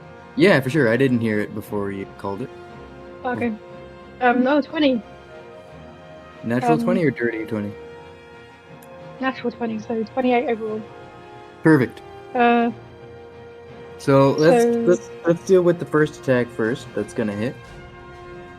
Yep. That is 5 damage. All right. So let's see, because since this weapon is magical, she's no longer gonna have all the piercing and slashing and bludgeoning damage she's been taking. So she takes the full amount. And then the other one is going to, since you gave yourself advantage, is the D8 force damage. So it'll be your short bow, which is 6 plus 8 damage, and then you're gonna roll for a hit. So 1d6 plus whatever, and then plus 1d8. Yep. Okay, so that would be 5 again. The bow damage. Yeah. And then the D8 is 4. Plus 4, and that 5 includes your modifier. Yeah, unfortunately. Okay, just double checking. So 23 damage total. And you can still use Colossus Slayer. If you still have uses of that. Unless that doesn't run out. Yeah, no, that doesn't run out, so that would be 8. Alright, so another 8 damage. So 31 I don't points of suppose, damage. I don't Ain't no way suppose the she's alive. puppet counts as a weapon, does it? The puppet. No. There we go. Fair enough. Well, the puppet died in the moat of hell. Oh, I see. Yeah, yes. Okay. So that's good. So that's your action and your bonus action. Would you like to move anywhere with your? Just sort of maybe just back into this little section here. Yeah, Just she is. out of the She's way. blinded while she's in there. By the way. Blinded? Yeah. Okay. That's great. So she has to actually move out to attack us. Right. Well, she's got a villain action that she will use now because she's now in dire straits. Okay. Villain action 5. Once all strings are plucked, she can command the puppeted creature. So, doing. The strings break, and the puppeted creature comes to life. The wooden puppet. It will move 30 feet. So 5. Oh, it starts its turn in the freaking. Yeah, it's also difficult terrain. Oh, good. So I need to roll for this stupid thing. Thank goodness. What is it? Just getting it's better, just- isn't it? It's just going to take 3d6 fire damage. Yeah. Do you want me to roll for that? Because I just have a button for it. Yes. 10. Glorious. So it takes 10 fire damage and 5, 10, 5, 10, 15. Technically still in there. So it's going to take the dash action to move it up. 5, 10, 15. It can only get to there. He's coming right for me. That's the action, though. That's the action used up. And does not have any bonus actions it can use. Cool. Tinra, you are up. I was going to do my action to find out what her weakness was, wasn't I? And then I'll just hit her with the spiritual weapon. And that. So, what did you say? It was an Arcana check, or? Yeah. So if you're proficient in Arcana, performance, you have advantage on. So you cut out there. I didn't hear all of that. Arcana or Perception. Perception, I get +4, so I'll go for that. So that was 11 +4. That's probably not going to be good enough. 15. 15. Okay. So with a 15, you learn of Isla's resistances and immunities. So resistances include fire, psychic, and thunder, and of course, non-magical BPS, bludgeoning, piercing, slashing, and immunities, radiant damage. I'll just shout that out to everyone else so they know as well. That helps them with picking their spells. And I've got to pass. I can't hear anything. Oh, well, that's the point. Well, okay, everyone except Valentil. I'm just going to do the spiritual weapon as well in case it gets. That's a 19 plus. I think that's +7, so it's well hitting her, isn't it? The Deafening Dazed has ended. E8. And with the 15, you learn that. You learn her bonus action, which you've seen already, ability to summon a puppet, and you've seen how she used her villain action. But you do learn her resistances and. Yeah, that's something. And that's a 6 + 4. I've been getting a lot of 6s with that D8. That's 10 damage. Alright. Takes 10 more damage from the spiritual weapon. I hope she's kind of staggering by now and on her knees. Not having fun. So that's your action and bonus action. Cool. It is now the puppet's turn. Actually, no, it used already its action technically, so we'll just move on. Alright. So, starts in. Takes fire damage, so roll the fire damage. It's pretty good. 15. Alright, it's gonna take half of that. So 7 fire damage. And blinded. That's good. And I think, she ends her turn in there.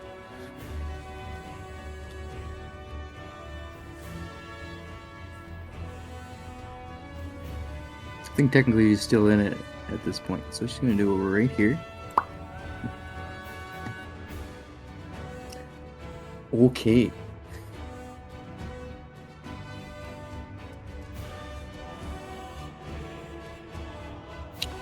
Let's see what she want to do.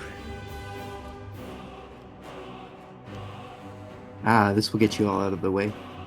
I need everyone to make a wisdom saving. As you start to see an image appear in your minds of you are all on a planet. You're looking at the horizon, see the sun starting to expand and engulf the planet you're as she uses the ability Daymare. And everyone needs to make a wisdom saving throw. Got an 8. Flippin' heck. 9. Mm-hmm. 23. I've got 19 Yep. plus 4, so that's 23. Yep. Oh, that's 23 right, isn't it? Yeah, succeeds. 8 does not succeed. 23 succeeds. The 20 whatever succeeds. And sorry, Valentine. 9. 9 does not succeed. So the two of you who didn't succeed on your save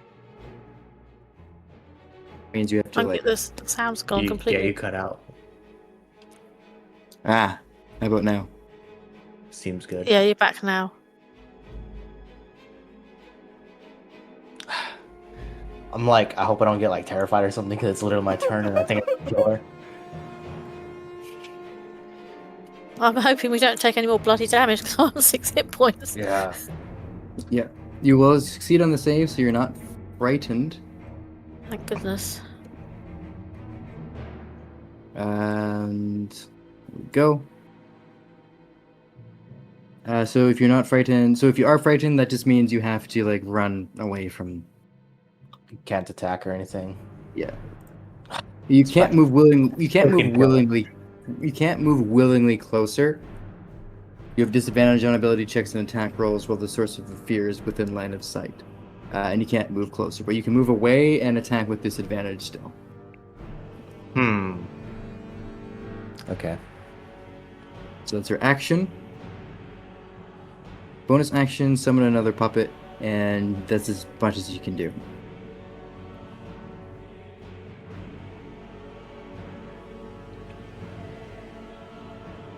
Which is that?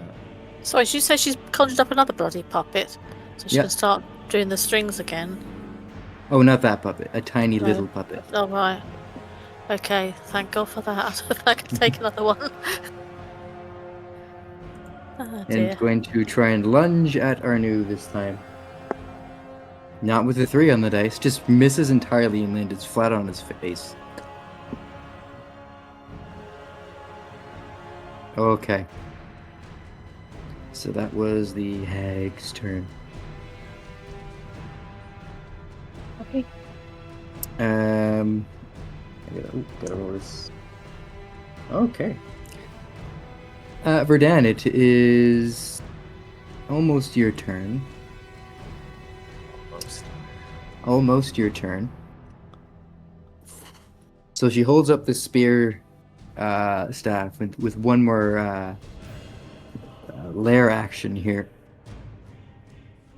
As creates a brilliant sun. So it's a 10-foot sphere. Okay. Where does she want to put it?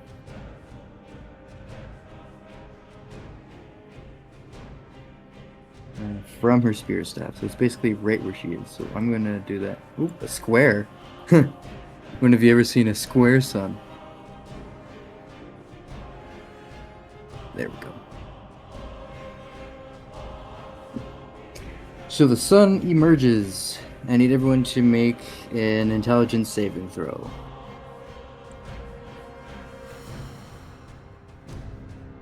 All right, 18.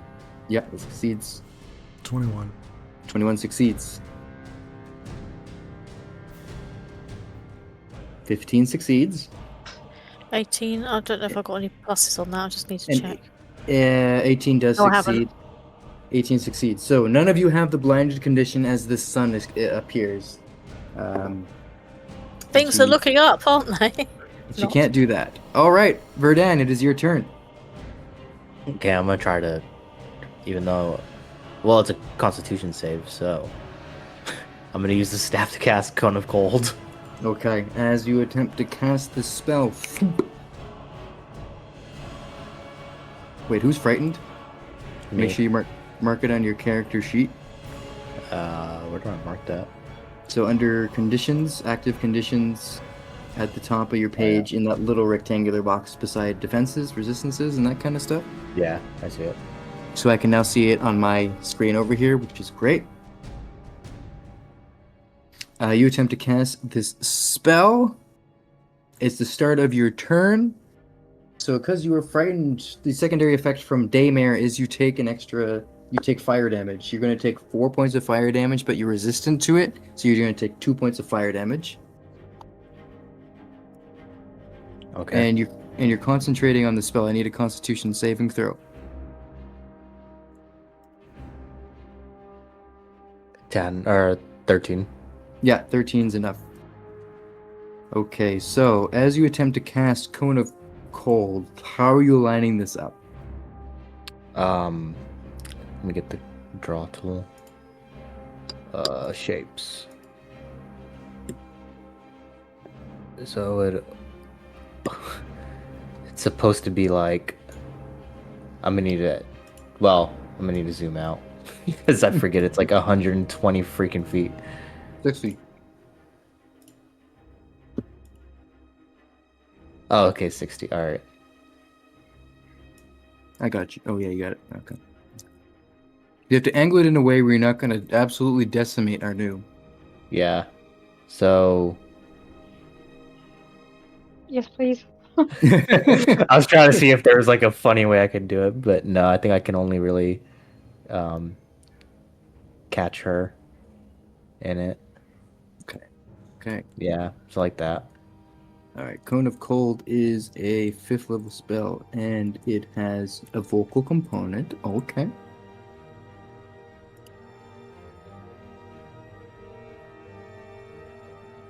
Okay. As you attempt to cast this spell, I need you to make a Constitution saving throw. Oh, thank God, 21. Okay. She was about to cast a funny spell called Zip It. In response to a creature vocalizing, you just basically do this. Shh. And if they fail to save, their mouth is sealed shut and they can't use a vocal spell, basically, or speak at all. So you wouldn't have been able to cast the spell. And then in order to get it open, you have to make a strength saving throw or cut it open with a weapon, and you take some slashing damage. Oof. if as you do so. But you managed to get this spell off, and I need to make a freaking Constitution. Yeah. Oh, great. So that's going to be a 16 on the dice. All right, I'll roll the cold damage. 34. 16 plus what? Constitution? So 22. 34. Okay. I think that kills her. I hope. So with the 34 hab, because she succeeded on her save, it doesn't matter because she's vulnerable to cold damage. So she takes the full 34 cold damage and completely becomes encased in ice. And is no more, and the puppet just falls to the floor, and the living puppet, if it was in the blast, is completely encased in ice as well. And Thank Eyelids goodness. falls to the floor. Well done, everyone. Everyone's too easy. Everyone's no longer frightened, and Yeah, well done.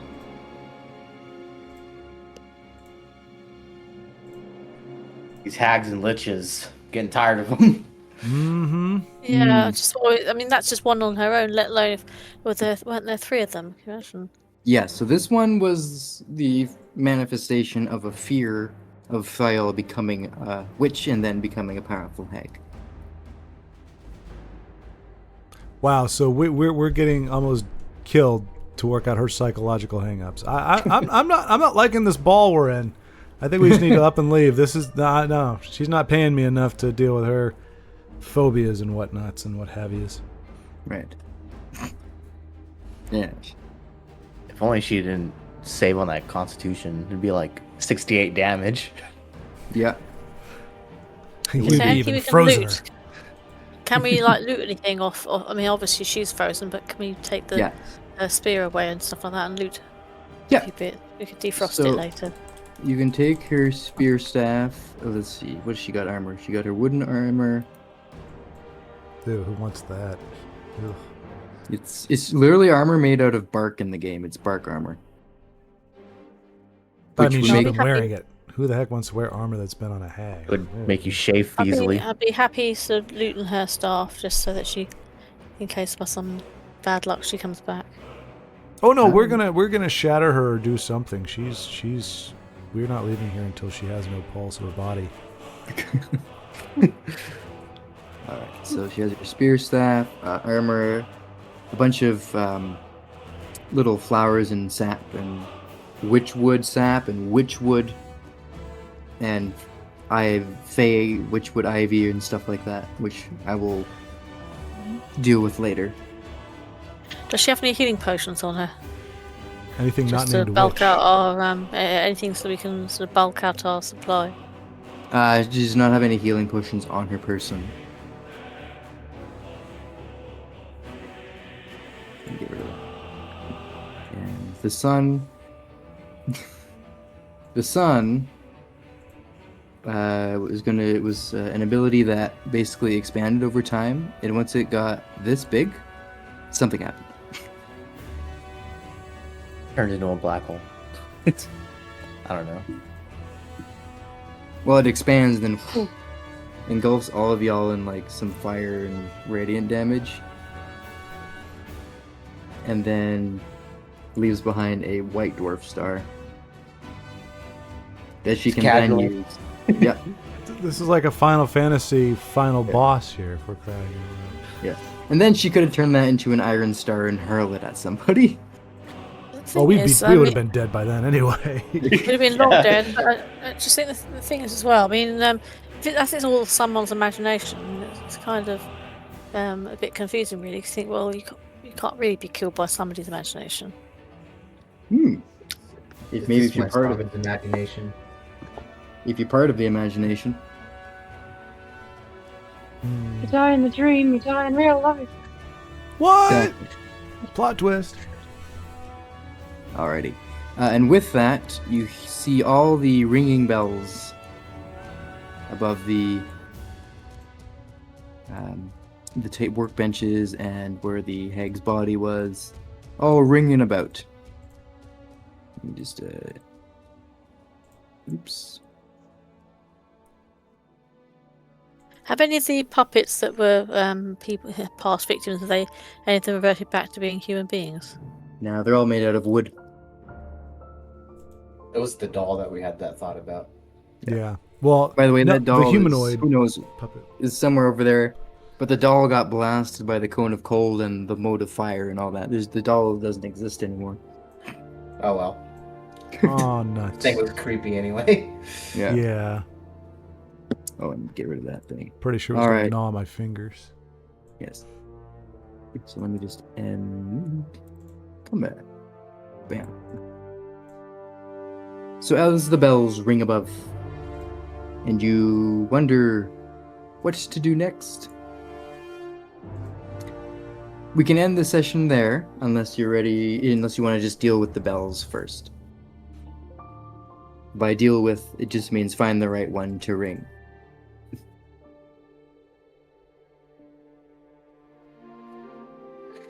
Hey, Valentine, why don't you just grab your shield and just run through all of them? They're Yeah, fun. that's not a bad idea. They're floating above you. Jump up to them. Feels like Uh, a, feels like a bad.